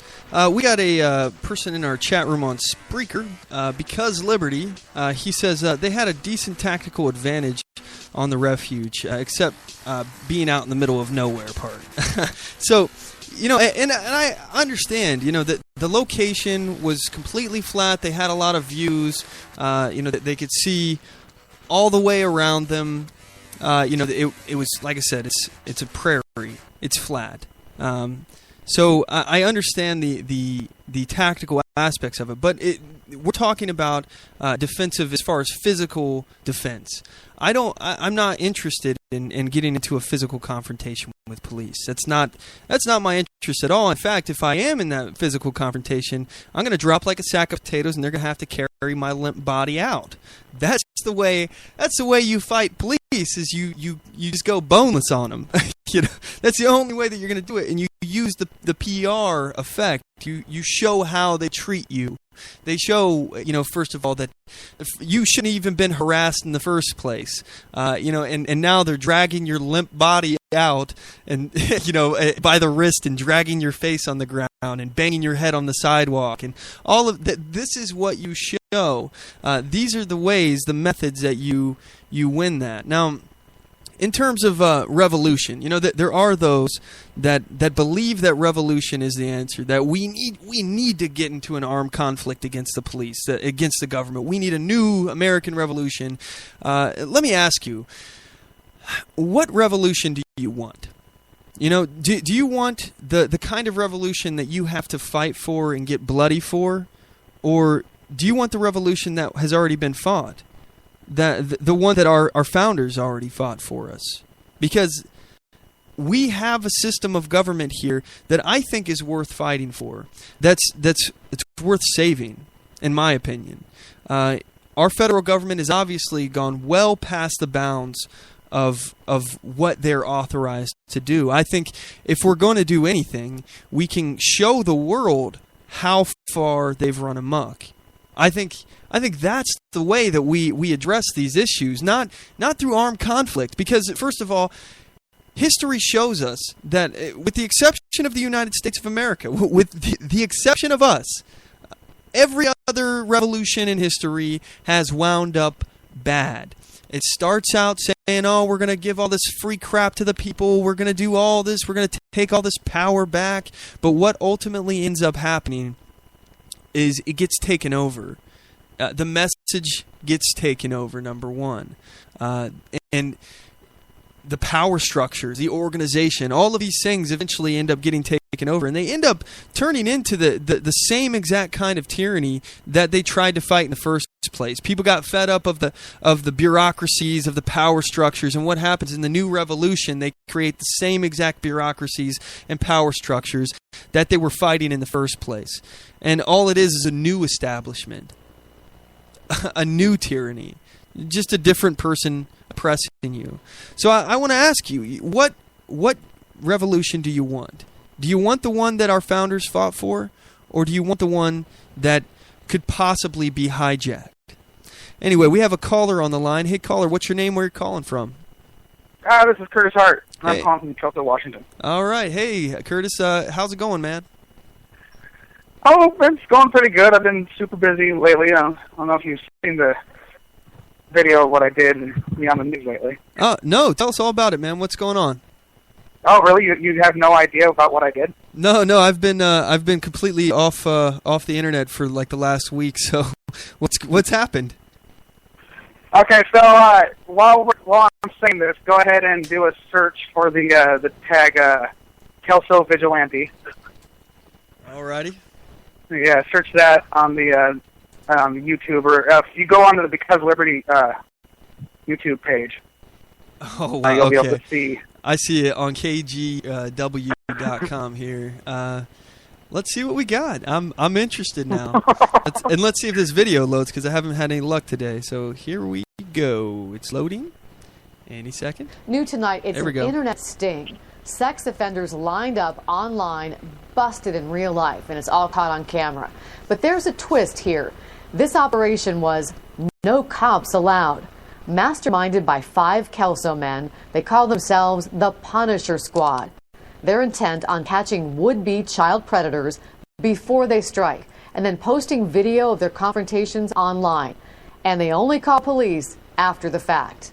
KGW's Maggie Vespa is just back from Kelso. And Maggie, this time their plan landed a man behind bars. Yeah, Laurel, it absolutely did. That man is being held on $50,000 bail tonight, and this court record makes no bones about the fact that the Punisher Squad is the reason why. They're the local version of a global trend, one that is sure to get a lot of people talking. Do you know how much this sounds like an episode of Dateline? For anyone who's ever worried their kids would fall victim to an online predator. And you're meeting a 13-year-old for sex. This may be the ultimate gotcha moment. You go ahead and call the cops and let them know what he did, or should we?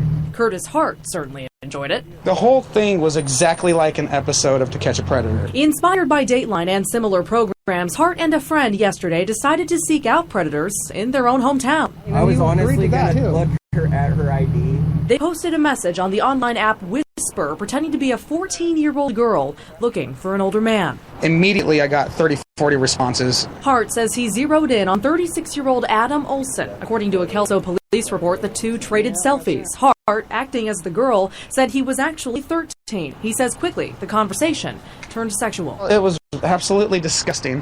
Hart says Olson pressed to meet the fake teen, so Hart rounded up some buddies, at least one of them armed, and headed to this park. They filmed, he says, what happened next. Police, he says, had no idea until it was time for them to make an arrest. We didn't want to leave it up to the police because you can't just sit around on your hands waiting for government to come and fix everything. The same rationale used by similar groups around the world, the trend dubbed the hunter phenomenon. Police departments elsewhere have pleaded for it to stop, claiming the strategy has ruined lives, put civilians at risk, and left would-be slam-dunk cases riddled with holes. We wanted to know what Kelso police had to say. Throughout the afternoon, we made several phone calls. We left several messages. We even waited here at the station for more than an hour until we were told that no one, including the chief, was available to talk to us. People living nearby, however, did want to talk. The police are overwhelmed with a lot of things. As far as as a community, you want the community to come together. They're not police. They don't have experience. They don't know what they're doing.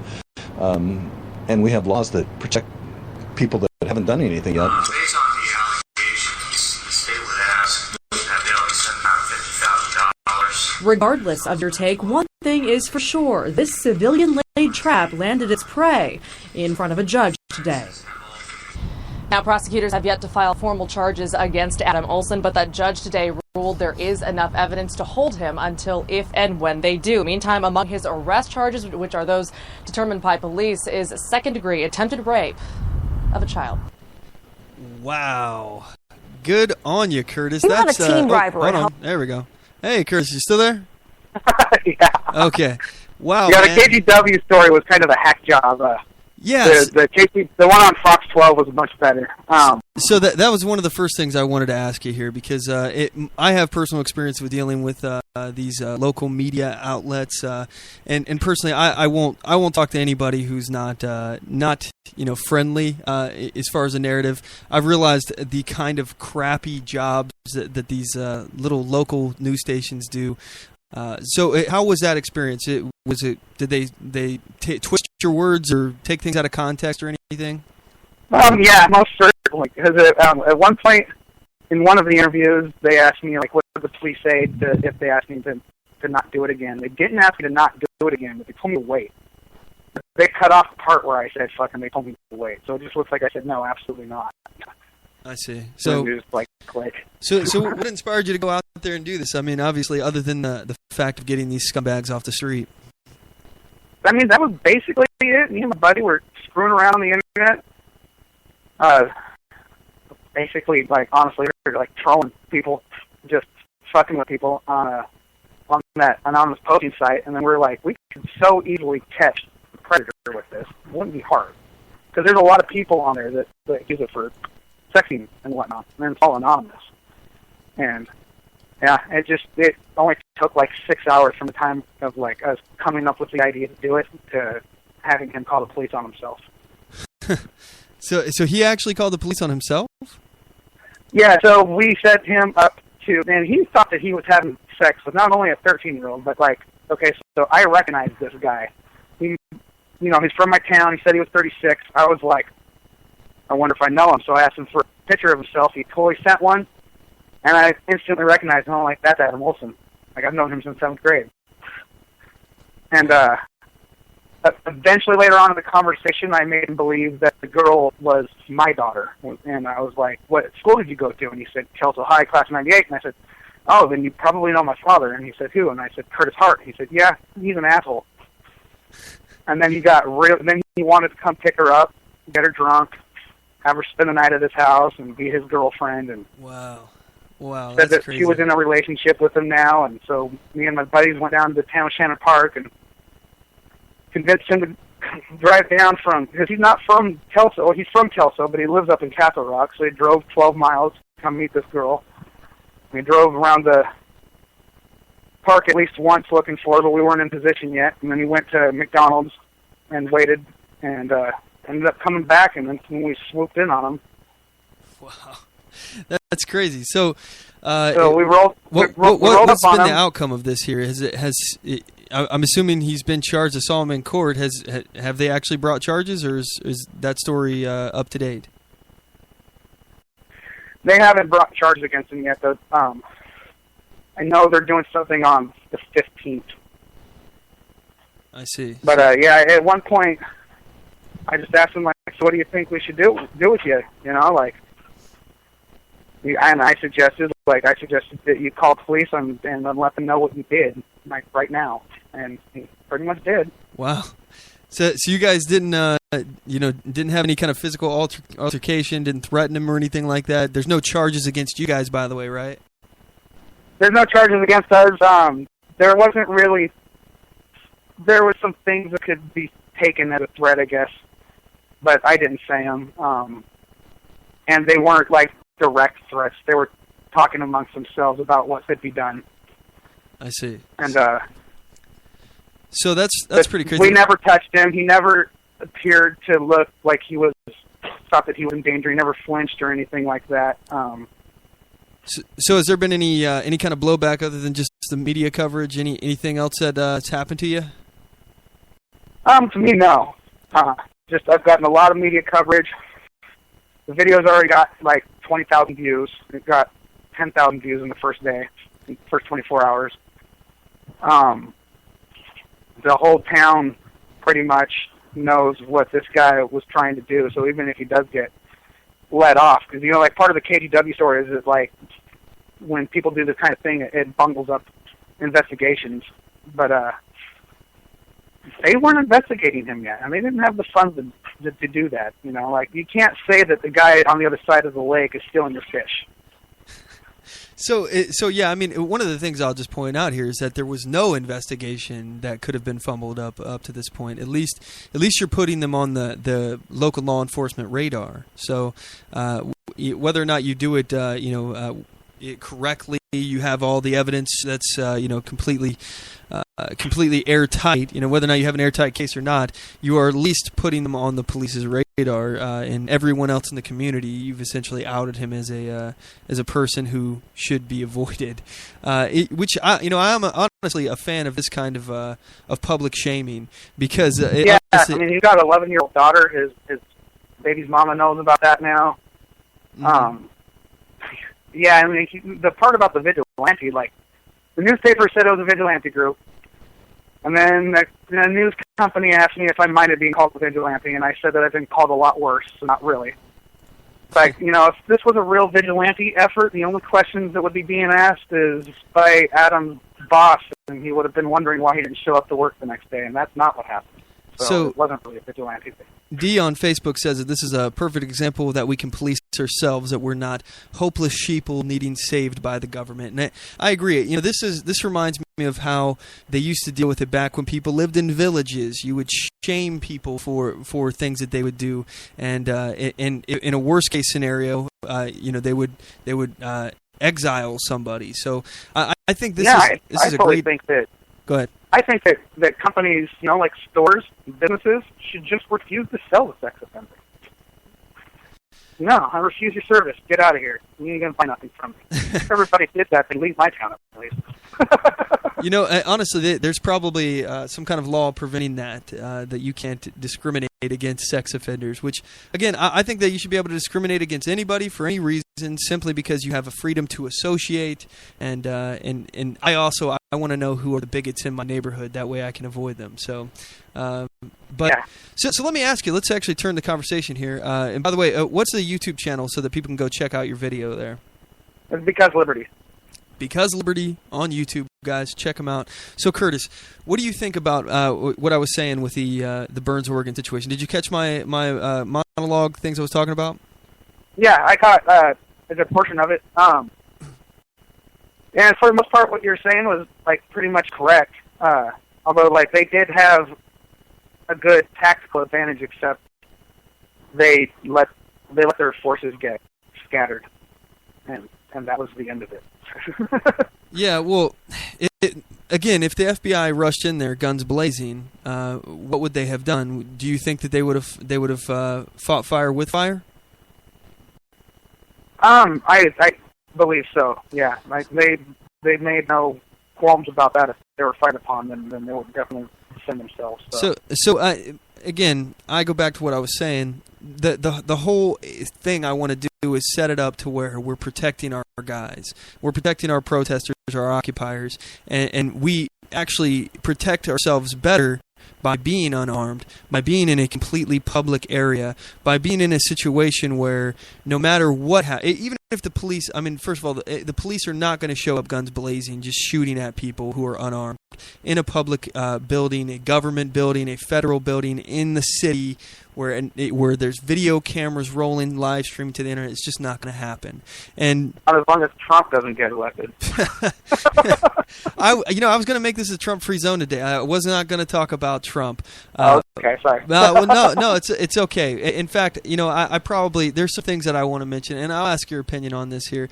I got a clip here, and I just want to ask the audience out here first, gang. What do you think about Trump? Recently in the news, the violence that's been erupting at his speaking events. They've been pushing out people who are dissenting voices. I have a clip here. I'm going to go and play it real fast, and then Curtis, I'm going to have you comment on it real fast and afterwards. And I'm just curious what you guys think about what we've been seeing. It's loading. Here's a guy throwing punches, like to punch him in the face. What is wrong with you? Well, if you see somebody getting ready to throw a tomato, knock the crap out of him, would you? Seriously. I will pay for the legal fees, I promise. So right now it's showing a clip of people being pushed around in the crowds that are at the Trump event. These are protesters who are coming to protest this event. USA. USA. They're chanting Throw USA. Throw them out into the cold. Don't give them their coat. No coats. They're taking the coats away from the protesters and shoving them out into the cold. People are arguing. Excuse me, sit down. You weren't called. Sit down. Sit down. Sit down. He's pushing out a reporter asking questions who wasn't called on him, but his security is shoving this guy out the door. You weren't called. Trump's people are the most incredible. 68% would not leave under any circumstances. I think that means murder. I think it means anything. Some guy just spitting some other person's face there in the crowd. There's a lot of stuff that's happening like this. There's a lot of violence and rhetoric that are happening at these Trump protests or these Trump rallies. It's getting out of hand. Our perfect man. He's my perfect man. Absolutely. Everything he said is absolutely right. He's our man. That, I think, is one of the scariest things that you can have. Everything he says is absolutely right. You don't question the guy. Again, even the guy I like the most right now is Ted Cruz on the Republican side, other than like a Gary Johnson on the Libertarian side. But to not even question these guys, again, there's things I disagree with both of those guys on. I don't look at these guys as heroes. Sent from heaven. And this I definitely don't think they're sent from heaven. guy started screaming by himself, and they did, I don't know, rough up. Maybe he should have been roughed up. People were fighting in the crowd, shoving each other around. Bomb the shit out of him. I'd blow up every single inch. There would be nothing left. Come on, let's go. Come on, let's go. You can go faster than that. Come on. I mentioned food stamps, and that guy who's seriously overweight went crazy. No, he wasn't wearing one of those hats, was he? Was he wearing one of those hats? Goodbye. Goodbye. People are shoving him around. Yeah, get him the hell out of here, will you, please? Get him out of here. Throw him out. Hey, where's Metro? Where's Metro? Why are you grabbing me? They say, I have the most loyal people, where I could stand in the middle of Fifth Avenue and shoot somebody, and I wouldn't lose any voters, okay? Oh, wow. Okay, so, Curtis. That's that one. Yeah, what do you think, man? Okay, so, I know people really don't like the Hitler comparisons, but I just have such a feeling that this is like what sane people felt like in 1932 or 1929 Germany. Like, just watching this monster take over the country with just fear tactics and hate. Like, here we got a presidential candidate that's up there advocating to hurt people and promising to pay the bills for acts of violence against other people. And then I heard him say, no coats, throw them out into the cold. So he's like literally advocating to steal people's coats off their back and then force them out. The free association, you can kick them out, but you don't have the right to take somebody's, items away from them. And he's just such a tool. Yeah, one of the things I have an issue with, especially kicking protesters out of events, granted, if it's a private event, if it's on private property, I think that you have every right to kick protesters out. It's your place, especially if it's private. All that's good to go. But if it's in a public place, protesters have a right to be there because that property is paid for by them too. So I don't think that you have a right to privacy or a private event in a public space. I don't care if you reserved it or you paid for it. I don't care if you got a permit. You have no right to privacy in this public space. If you want privacy, go to a private piece of property. You're freaking Donald Trump. You're a billionaire. Go somewhere private. Exactly. So yeah, I mean, as far as I'm concerned, I'm getting a little concerned at the amount of rhetoric that people are buying into with this gentleman, and maybe I'm overusing that word or using that a little too broadly. But I can see the comparisons. I know that a lot of people are hesitant to call him Hitler, but the amount of brown shirt tactics that he's using it's ridiculous. Exactly. But I don't really think of him as as Hitler-esque in terms of wanting to scapegoat an entire race of people. I mean, I guess if you look at Muslims, the way he's been kind of speaking rhetoric about that, but I don't think he's as ideological as that. I think he's more of an oligarch. I compare him more to Putin, which, by the way, he admires. He likes Putin. He loves Putin. Yeah, so he claims to know the guy. Yeah. He says he's got a lot of respect for him. He likes Putin. He likes his style. This is a guy who's a human rights abuser and an oligarch who is in complete control of his country. Granted, he may do some things that are smart, but he's also you got to keep in mind he's an oppressor of people. So yeah, and like one of the things that Donald Trump's advocating for is family murder of terrorists. Yeah, what do you think about what he said at the debate? Did you catch that? About murdering terrorist families. About ordering and about how the soldiers would just listen to him. Yeah. I think that he's in for a big surprise, and I just believe from the bottom of my heart he's just a tool for the Democrats to get Hillary in office. I think that he's been the perfect tool to just ruin the GOP from the inside, just completely. He's the biggest troll ever. He's the biggest political troll in the history of America. Yeah, honestly, I've been saying this for a while. I do believe that he's a plant. I've heard, and I don't know if this is accurate. I could be completely off base here, but I heard that. And I don't remember my source now, so again, look this up on your own. Don't take my word for it. That he met prior to deciding to run, that he met with the Clintons. So who knows what was said at this meeting, if it in fact did happen. But if this is the case, could he have sat down with Clinton and said, hey, I'm going to run, and I'm basically going to be a spoiler for the party. I think things are working out way better than they intended. I don't think he expected to get this kind of majority support. Get this far. Yeah, but I think he was going to run as a spoiler, as an independent, steal a bunch of Republican votes away. But now I look at him essentially as running as an independent within the GOP. Do you think that would be an accurate summation? Yeah, I do. I think that he's effectively taken over the GOP. Yeah, it's there's concerning. Nothing that the establishment can do about it except for try to take over the Libertarian Party, which I've read online that they're talking about doing. Yeah, they already have ballot access in a lot of states. Yeah, that's something that does concern me too. Is trying to take over the Libertarian. What will happen? Do you know if the Libertarian Party would be able to withstand that? I mean, I'm very concerned about that.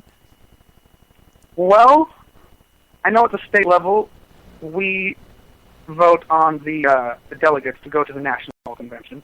Mm-hmm. And I know that I'm almost positive that in our bylaws you can't be like a Republican and be a national convention delegate. Mm-hmm. I'm not sure if they might have time to register and fill up. I mean, like in Washington State, good luck pulling that off. Yeah. So it's not like they can just show up to the national convention and be a delegate. Yeah, well, I know there's been some plans put in place in the Libertarian Party in Washington to prevent that kind of stuff. I was actually talking with some of the coordinators out there before I skipped town, and they were telling me about some of the issues they've seen in the past and things that they've done to prevent the party from being taken over by Republicans. So first, just for the listeners out there, for the benefit, I'm going to go ahead and play this clip of Trump talking about how the military wouldn't refuse the orders that he would give to kill the family members of terrorists. This is what we're talking about, killing the family members of terrorists. Not somebody who's collateral damage, but actively targeting members of the family of terrorists.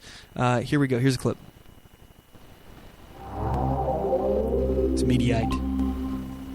Mr. Trump, just yesterday, almost 100 foreign policy experts signed on to an open letter refusing to support you, saying you're embracing expansive use of torture is inexcusable. General Michael Hayden, former CIA director, NSA director, and other experts have said that when you ask the U.S. military to carry out some of your campaign promises, specifically targeting terrorist families and also the use of interrogation methods more extreme than waterboarding, The military will refuse because they've been trained to turn down and refuse illegal orders. So what would you do as Commander-in-Chief if the U.S. military refused to carry out those orders? They won't refuse. They're not going to refuse me, believe me. But they're Let me illegal. just tell you, you look at the Middle East, they're chopping off heads. They're chopping off the heads of Christians and anybody else that happens to be in the way. They're drowning people in steel cages. And now we're talking about waterboarding. This really started with Ted. A question was asked of Ted last 2 debates ago about waterboarding. And Ted was, having a hard time with that question, to be totally honest with you. They then came to me, what do you think of waterboarding? I said, it's fine. And if we want to go stronger, I'd go stronger too. Because frankly, that's the way I feel. Can you imagine these people, these animals over in the Middle East that chop off heads, sitting around talking and seeing that we're having a hard problem with waterboarding? We should go for waterboarding, and we should go tougher than waterboarding. But targeting terrorist families? And I'm a leader. I've always been a leader. I've never had any problem leading people. If I say do it, they're going to do it. Wow. Okay, so what do you think, Curtis? I mean, I think that any person that's ever taken any oath to uphold the Constitution needs to remember that when and if Donald Trump becomes Commander-in-Chief. Exactly. Yeah, and do what they said they would do when they took the oath. I know when I was in the military, I was ordered to kill families of terrorists, people who are not involved. Again, I don't fight. I don't blame people for actions of others. I don't think our justice system or our military should attack people who did not do anything themselves. I believe in accountability of the individual responsible, and I also don't think that our military, we fight to actually get revenge. That's not what we do. That's not how we operate. That's not a it's not a honorable way to act, and it concerns me that Donald Trump is willing to say, they're going to do what I tell them to do. He looks at this as a matter of leadership, as a matter of just being able to intimidate or convince his own troops to inspire them to follow him. It doesn't seem to matter the fact that it's illegal to do this. It's unconstitutional to do this. And in fact, let me get to the waterboarding aspect, because this is kind of glossed over, I've heard, by the military. By the media. I'm against waterboarding. How about you, Curtis? What do you think about it? I'm absolutely against waterboarding, and I have actually I needed somebody that had actual experience doing it. I wanted to do this in front of the GOP county caucuses, but the guy decided he had no intentions of ever doing that again to anybody for any reason whatsoever. So the idea fell through. I see. Yeah, one of the reasons why I'm against it is because we have protection against cruel and unusual punishment, first of all. But second of all, the information, once you're being tortured, it's been proven that it's not very effective. People will say anything once they're being tortured. The threat of torture is beneficial, but the actual act of torturing people isn't as effective at getting information as Donald Trump seems to think it is. But moreover, Donald Trump just has no respect for the Constitution whatsoever. He points that out every time he opens up his mouth. Absolutely, yeah. I couldn't agree more with you and disagree more with him. It's just really concerning to me that so many people are buying onto this Trump phenomenon. Why do you think that so many people are falling for his rhetoric here? Again, I'm gonna point again to the late 20s, early 30s in Germany. We have a crappy economy. We need somebody to blame this on. So Trump's pointed out, Mexicans and Muslims are like the basic root of all of our problems. It's a scapegoat. And people love a scapegoat. They don't want to, look at themselves and say, well, our problems are stemming from all these fucked leaders that we keep on electing.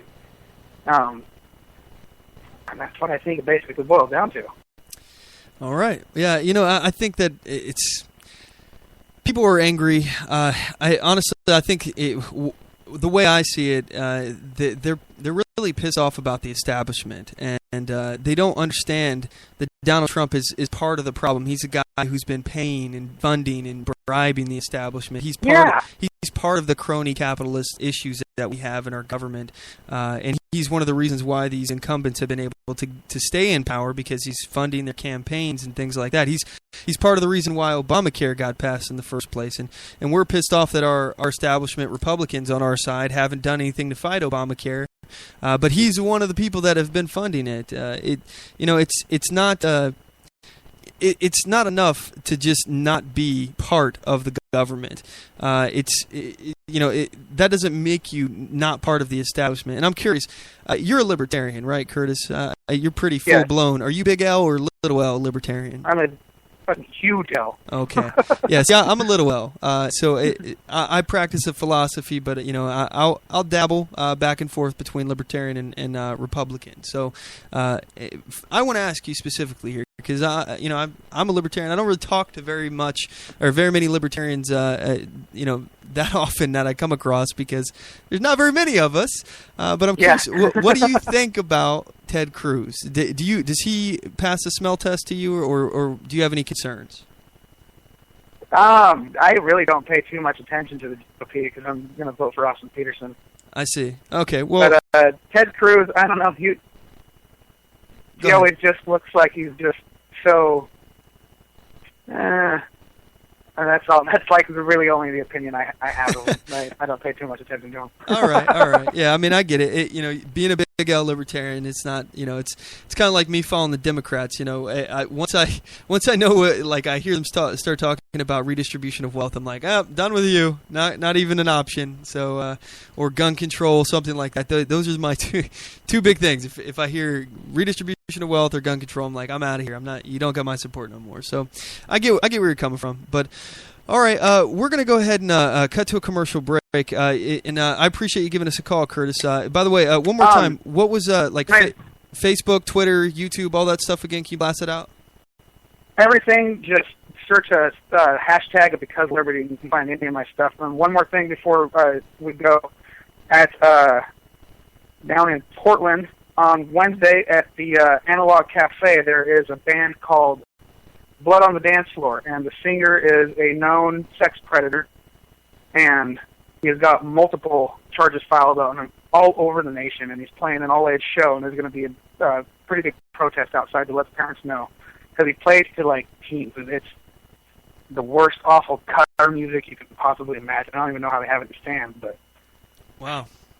All right, well, it's disgusting. Do you have an event link for that, or something on Facebook that people can sign up for, get the details on it? I know that I posted an event link on the Punisher Squad page on Facebook. Would you mind shooting me a message with that in there? I'll share it out to my groups and Twitter and all that good stuff. Yeah. All right. Yeah, no problem. All right, Curtis. Well, thanks so much for giving us a call, man. I'll talk to you later. All right. Have a good night. All right. You too. Bye-bye. All right, gang, we're going to cut to a commercial break. When we come back, I have a few other things, a few articles of business that I would like to get to here. And anyway, then we're going to wrap up the program a little early today. By the way, we are in the third hour of the program. It's the overdrive hour. The commercials have been kind of out of whack today as far as not on time. I usually try to do commercials every 30 minutes, but today had a lot to talk about. Didn't really care about the format. So anyway, we'll be back after these messages. Don't go anywhere.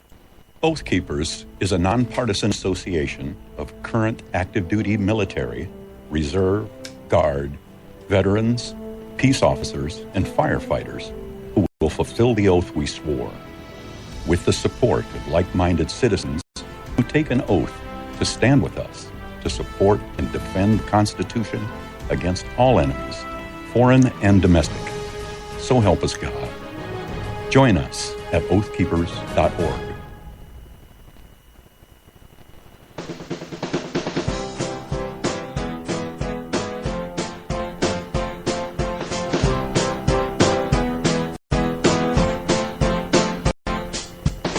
Support On The Move. Help us make this podcast bigger and better. You can do this by going to our store and purchasing one of our hundreds of products. All designs are original and made for patriots like you. Just go to cafepress.com/onthemoveshow. We appreciate your support.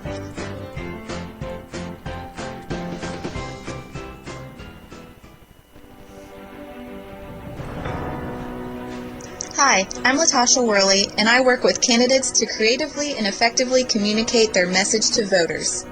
I offer professional graphic design services, from yard signs to flyers, from logos to vehicle magnets. Email me today at latashaworley@gmail.com.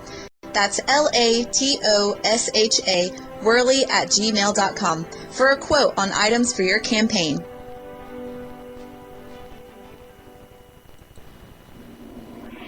Broadcasting from deep within the heartland of free America, where liberty still shines bright. You're listening to On the Move with Mac Worley III. Alrighty, we're back. So, I want to talk a little bit about politics. I've been trying to, not overwhelm the conversation here with what's going on with the GOP, the primary, and all that good stuff. By the way, we have a message on Twitter from Mark. Mark says, speaking of Trump rallies, there was a fake Facebook post that I can't find now about this today, but it fits. And the link he shared is a post on teen getting booted from rally goes viral. So this is on Freep.com, and the article was written by Teresa Baldas on March 6, 2016. So it says, one wore a Dump Trump t-shirt with a toilet painted on it. The other wore a Bernie Sanders hat. For 45 minutes, no one bothered the two young women as they stood quietly among the crowd, Donald Trump supporters at the Warren rally Friday. But then a group of teenage boys started pointing at them, yelling, booing, trying to get Trump's attention. It worked. Throw him out. Get him out of here. One woman recalled Trump yelling from the podium. And we're seeing this all over, by the way. This is instigated by Trump, him talking about, pushing people out who have dissenting opinions. And he thinks this is totally okay. I have a fundamental problem with this. I can't understand why this movement, this Trump thing, is getting so much steam. Although, I want to play something. I'll consider this a special request from D here, because D was upset we didn't play this. So here's something from D, or for D rather. And it's loading like all my videos are taking a while. This campaign for the last year, Donald Trump has basically mocked everybody with personal attacks. He's done so to people that are sitting on the stage today. He's done so about people that are disabled. He's done it about every other candidate in this race. So if there's anyone who's ever deserved to be attacked that way, it's been Donald Trump for the way he's treated people for the last campaign. Now, that said, I would much prefer to have a policy debate. I hope that's what we'll have here tonight. Let's have a policy debate. And we Let's will. talk about Donald Trump's strategy and my strategies. I have to say this. He hit my hands. Nobody has ever hit my hands. I've never heard of this one. Look at those hands. Are they small hands? They're like baby hands. And he referred to my hands. If they're small, something else must be small. I guarantee you there's no problem. And actually, let's just point out, first of all, the ego behind this, that he feels like he has to comment on this. Donald Trump must have some kind of phobia about his little baby hands. And that's okay. I mean, he can have a phobia about it, but he also has the phobia about the size of his manhood. He felt the need to address that. He's, there's nothing more self-defeating than having to reaffirm the size of your junk. I think that's a losing battle you don't want to get into. I would have let that stand. And by the way, it should also be pointed out that Marco Rubio did not say that he had a small unit. He said, you know what they say about men with small hands? You can't trust them. That's what he said. So he gave an out there. This primary has turned into a freaking circus. It's just ridiculous. But one of the things I want to point out here, and I've been saying this all week, I personally like Ted Cruz. All right, it's in ideology. I like a lot of things about him. There's some things I dislike about him. Again, in the past I've mentioned, and it should be noted again because I've had a Twitter conversation with people about this recently, and they were giving me flack because they're saying that Heidi Cruz, Ted Cruz's wife, was an architect of the North American Union, and that's just not the case. Even by their own sources, they quoted a DC Clothesline article. And It's just not accurate to say that. The article in which they are using as a source for Heidi Cruz's involvement in the North American Union shows that Ted Cruz is saying that her involvement in the North American Union as part of the Council on Foreign Relations was as a dissenting member. She was participating to dissent in the North American Union. So, look, I'm against these kind of big trade organizations. I think they're globalist style efforts, things that try to usurp sovereignty of nations, trying to coalesce the North American Union, that's Mexico, Canada, and the United States, and basically have open borders style immigration and economic policies, trade policies, and protection defense policies. I have a fundamental problem with this. I don't want open borders between Mexico and Canada. I don't want these things. I don't want economic policies for this. This is no different than the European Union. I believe in sovereignty, and again, I don't think that trade deals usurp the Constitution. And here's the thing that I will say to people that talk about Ted Cruz's wife Heidi being on the Council of Foreign Relations, having ties to the banks and whatnot. And why I'm, not necessarily I don't have a problem with it, but why I'm not judging Ted Cruz for it. Again, I've mentioned before this episode, I don't judge people for the actions of others. I'm not for killing terrorist families because some member of their family was a terrorist. No different am I when it comes to this. Ted Cruz is not a member of the Council of Foreign Relations. Ted Cruz did not have himself ties to the banks, did not work in the banks like his wife did. Yeah, he goes to sleep every night with somebody who's connected to the bank, with somebody who was a former member on the Council on Foreign Relations. But let me ask you, I'm just curious. Have you ever disagreed with your significant other on anything? Have you ever had a fundamental disagreement on something? I have. I've disagreed on a lot of different things with my spouse. But again, I'm not going to judge Ted Cruz on things that somebody else outside of his control did. Now, granted, if I thought that Ted Cruz was owned by the banks and was a globalist trying to push for a North American Union, if I believed this, if the evidence pointed to that, I would be willing to buy into it. By the way, if there was some credible evidence, all people do is show me articles of opinion and speculation, and the evidence on this is sparse at best. Whereas the evidence against these same people were for Donald Trump, by the way. The evidence for these, against Donald Trump is way more stark, way more convincing that Donald Trump is a bad guy. Not just a bad candidate, but a bad human being. As far as Ted Cruz is concerned, he has a record of standing up against the establishment a mile long, even before. And people say, it's all just for show. He knew he was running for president. Really? Because he has a record of standing against his own party even before he was in Congress. Back when he was a lawyer, he stood up against George W. Bush in a case for the death penalty. Now, by the way, I'm against the death penalty, but I'm also for states' rights. And I know nowhere in the Constitution, unless you count the Eighth Amendment, which the Supreme Court does not, that the states have a right to govern how they want. And part of that is the death penalty. If a state chooses to impose a death penalty, that's up to that state. Now, I disagree with it in moral philosophy simply because I know governments make mistakes. They can and do often make mistakes. I know, as a matter of fact, people have been put to death that were completely innocent. So this is why I'm against the death penalty. I would rather see, a guilty person live forever in prison, the most horrible person that you can imagine live forever in prison, than to see the wrong man killed for a crime he didn't commit. That's just me. And I don't think that it gives us a moral high ground, the death penalty, by saying, well, you've committed a heinous act like murder, and we're going to kill you for it. That lowers us to their level.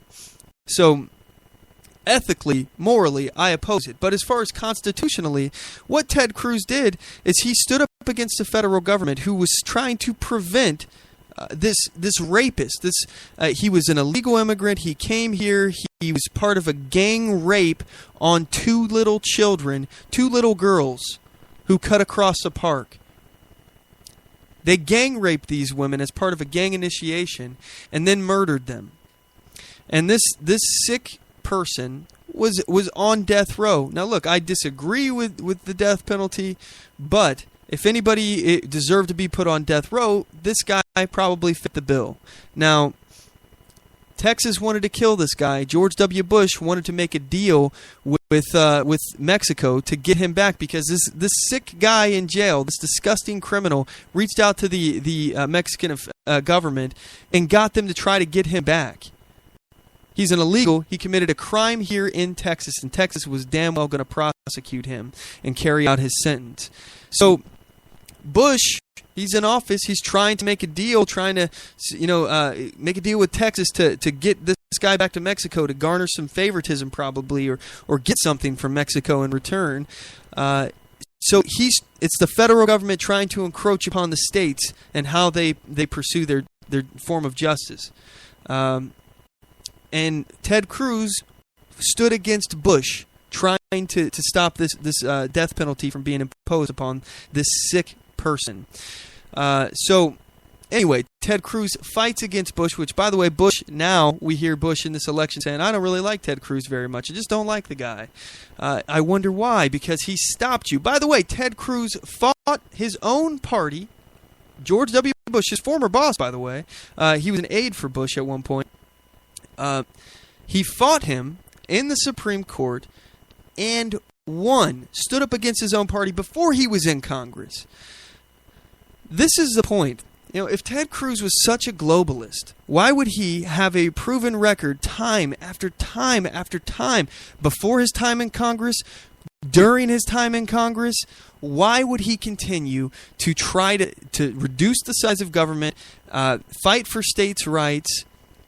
For example, he wants to pass a flat tax, abolish the IRS and the EPA, audit the Fed.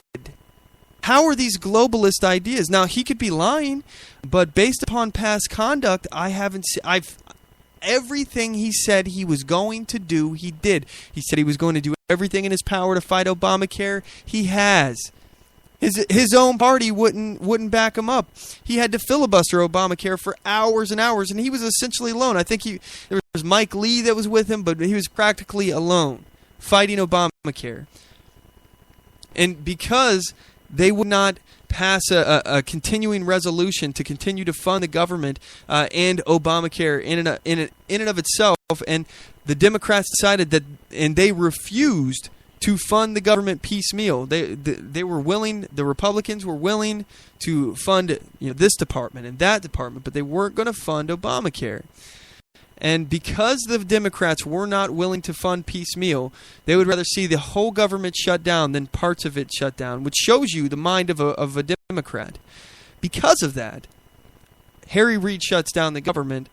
And, the Democrats the Republicans are like, oh, no, the GOP's like, oh, we're going to get blamed for a shutdown. No. Oh, no, we're going to get kicked. Our power's going to get taken away from us. Oh, no. The people are going to be mad, and we're not just going to be able to ride underneath the radar. Oh, man. This is what they're worrying about. And what happens? We win both houses of Congress. Because people wanted to see you fight.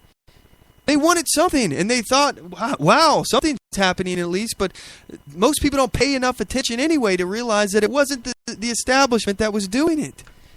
It was one man, essentially, Ted Cruz, trying to fight the size of government. Now, again, I have disagreements with him. I'm sure I don't see eye on him on some aspects of foreign involvement. War on terror aspects. I know I don't see eye to eye to him on the Apple case, but again, he at least can back his points up with constitutional authority. I can understand why he chooses his points according to his ideology. And one of the things that they say is that Ted Cruz is trying to stop gay marriage. No. Look, Ted Cruz is saying this is an issue that should be left to the states. which is an issue. This is a point I completely agree. Again, the same thing that goes with the Medellin case, I think is the name of that guy. The Supreme Court case, it was Texas versus the Bush administration. That Cruz won in the Supreme Court. This is the same issue. Though I disagree with the state violating people's rights and telling them that they can't get married for whatever reason, though I disagree with that, and I think that the states should just back the hell off of the issue of gay marriage, that's my opinion. However, the Constitution doesn't say anything about marriage. Constitution says nothing about marriage at all. And that's an issue that should be left to the states because it says nothing about that. The states should decide. Before the Supreme Court decided to make gay marriage legal all throughout the United States, it was only illegal in 14 states in the Union, from what I remember. 14 states. They were mopping up. That was a victory that was already won. Why in the world the Supreme Court decided to legislate from the bench and decide that suddenly it's a right for homosexual couples to get married enshrined in the Constitution? It's a right and they have to protect. No. They legislated from the bench, and this is a state's issue because it's nowhere in the Constitution that says anything, including to heterosexual couples, a right to be married. There's no. Now, it says that there's other rights that aren't included in the Constitution. Those are left to the people and the states respectively. Agreed. However, I have a fundamental problem with the federal government sticking their nose in this process. And again, there was only 14 states that were left. They were going to turn as well. Even if there were a couple holdouts, let's just say 5, or let's just say all 14 for crying out loud. All 14 still refuse to accept gay marriage. Okay, vote with your feet. You don't like that government, go somewhere else. That's the entire point of having different states, is that we have all these different experiments in government. We get an opportunity to see what works and what doesn't. And you also, without having the federal government imposing its will on all the states, you have an opportunity to pick and choose these different forms of government. You can choose where you want to live. If you don't like the tax rates by one state, you don't like the way they treat your rights, they don't like the gun laws, you don't like this, you don't like that.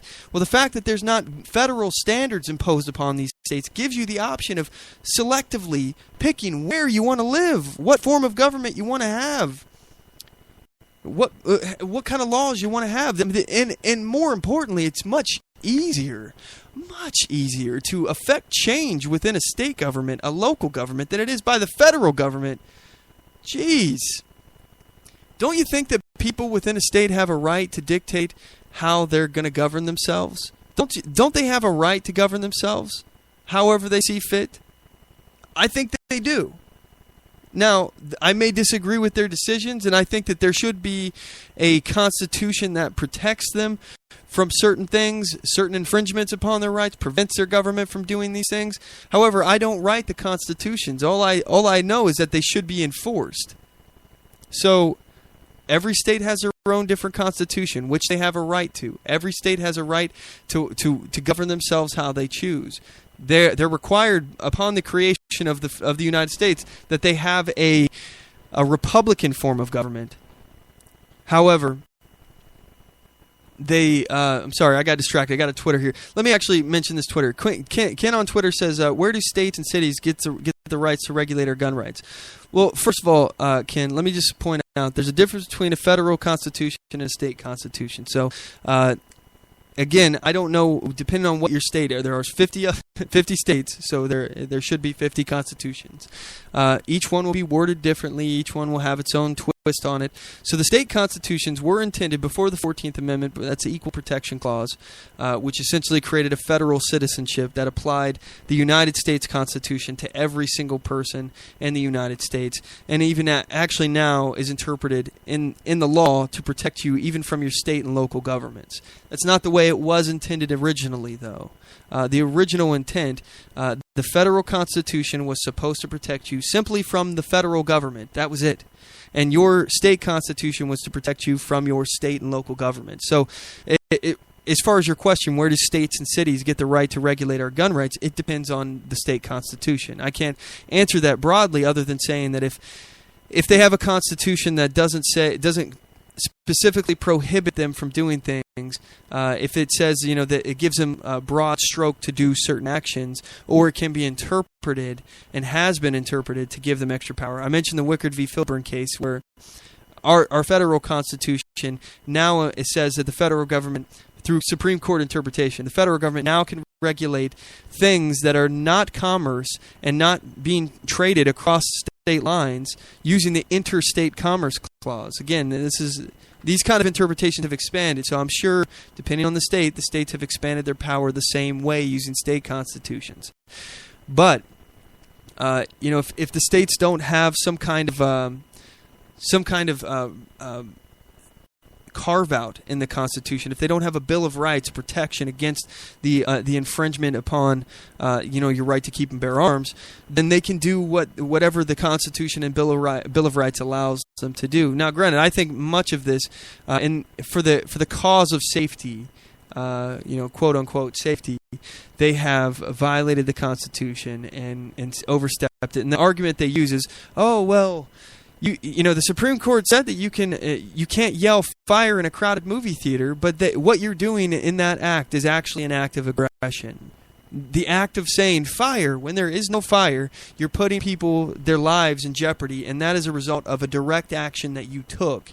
Whereas, imposing gun restrictions on lawful citizens, people who have committed no crime, they've actually had no act that has been threatening to anyone, that just merely having a firearm, which is their right, is not an act of aggression at all. It's this logic of, well, there's reasonable things that you can do to restrict the First Amendment. No, the reasonable restriction was put there because you're actively putting other people in danger. You having a firearm doesn't actively put anyone in danger. Somebody using a firearm puts someone in danger. So that's where that goes. And actually, one thing I'll actually mention here, I had a conversation. A gentleman sent me an email, and he was questioning my open carry situation. And I'm assuming he asked me one simple question. He says, basically, he was asking if I was arguing that the average layman, the average person, is able to determine whether or not someone is a threat, and if they have ammunition in their gun, making them a threat, essentially, is what he was saying, just simply by looking at them. And my response to him is that the question itself was actually loaded. It was a loaded question because the ammunition does not constitute a threat. Just the mere presence of a firearm or ammunition, that does not constitute a threat. What actually makes a threat is conduct, mannerisms, actions, things that you do, verbs. Those things are threats. So an inanimate object is not threatening to you, whether or not there's ammunition or not. And let me make a perfect point to illustrate this. Okay. So first of all, I'm saying that a guy with a loaded gun simply on his person is not a threat. And let me show you why that ammunition does not matter in this case, whether or not the gun is loaded or unloaded, because the actions are what actually is threatening. The mannerisms, the conduct, those are what's threatening. So the point I'm making, would you feel less threatened if a guy pointed a gun at you that was unloaded? You don't know that it's unloaded. You just see a gun pointed at. Would you feel less threatened? Of course you wouldn't, because it's not the gun that is doing the threatening. It's the fact that the guy pointing it at you is doing the threatening. So of course you'd still feel threatened. So that is a perfect illustration that the ammunition is not the question here. And in fact, the law doesn't even specify in Washington State, where I was arrested, anything about ammunition. And again, jury instruction, I believe it was number 8 or 9 now, it's been a while, was that the mere open carrying of a semi-automatic rifle in public is not illegal. So the only thing that you can do to determine if somebody is a threat is if they're pointing the gun at someone, pointing, horsing around with the gun, being a danger to the public in that way, like waving the gun around and flagging people's heads, threatening people, gesturing towards the gun as a physical threat, verbally saying, I'm going to shoot you, or don't mess with me, I got a gun. Those kind of things, those are threats. But the mere presence of a gun is not a threat. So the idea that states or federal governments or localities, local governments, that they can actually infringe upon your rights simply because the mere fact of you having a firearm itself is threatening to the public, in the same way that yelling fire in a crowded movie theater when there is no fire is a threat, and that because they're able to restrict that, they should be able to restrict the First Amendment there, they should be able to restrict the Second Amendment everywhere else. I completely and wholeheartedly disagree with that argument. It's dishonest. And the main issue here is aggression. What you're doing, are you being a threat? Are you hurting other people? Are you is your actions actively putting them in a dangerous situation? And anyway, with that said, we're going to go ahead and cut to a commercial break. Actually, we're going to wrap up the show. I've only got a couple of things left here, and I'm actually feeling kind of crappy today, so I'm going to go ahead and wrap up. With that said, first of all, I just want to say big shout out to the Mac Pack and Curtis for calling in. Thank you so much. I appreciate that. Check him out on YouTube, Because Liberty. He's got a podcast too. Don't forget to check that out. Mac Pack, thank you. You're the tip of the spear. You're the reason why we do this show. I really do appreciate you guys so much, beyond words. And for the rest of you guys, we broadcast every Sunday at 5 p.m. Pacific Standard Time. It's 8 p.m. Eastern Standard Time. You can check us out on our website, OnTheMoveShow.com. Check us out and follow us on Spreaker.com/OnTheMoveShow. I would certainly appreciate that. Like us on Facebook.com/OnTheMoveShow. Follow us on Twitter.com/OnTheMoveShow. And subscribe to us on YouTube.com/OnTheMoveShow.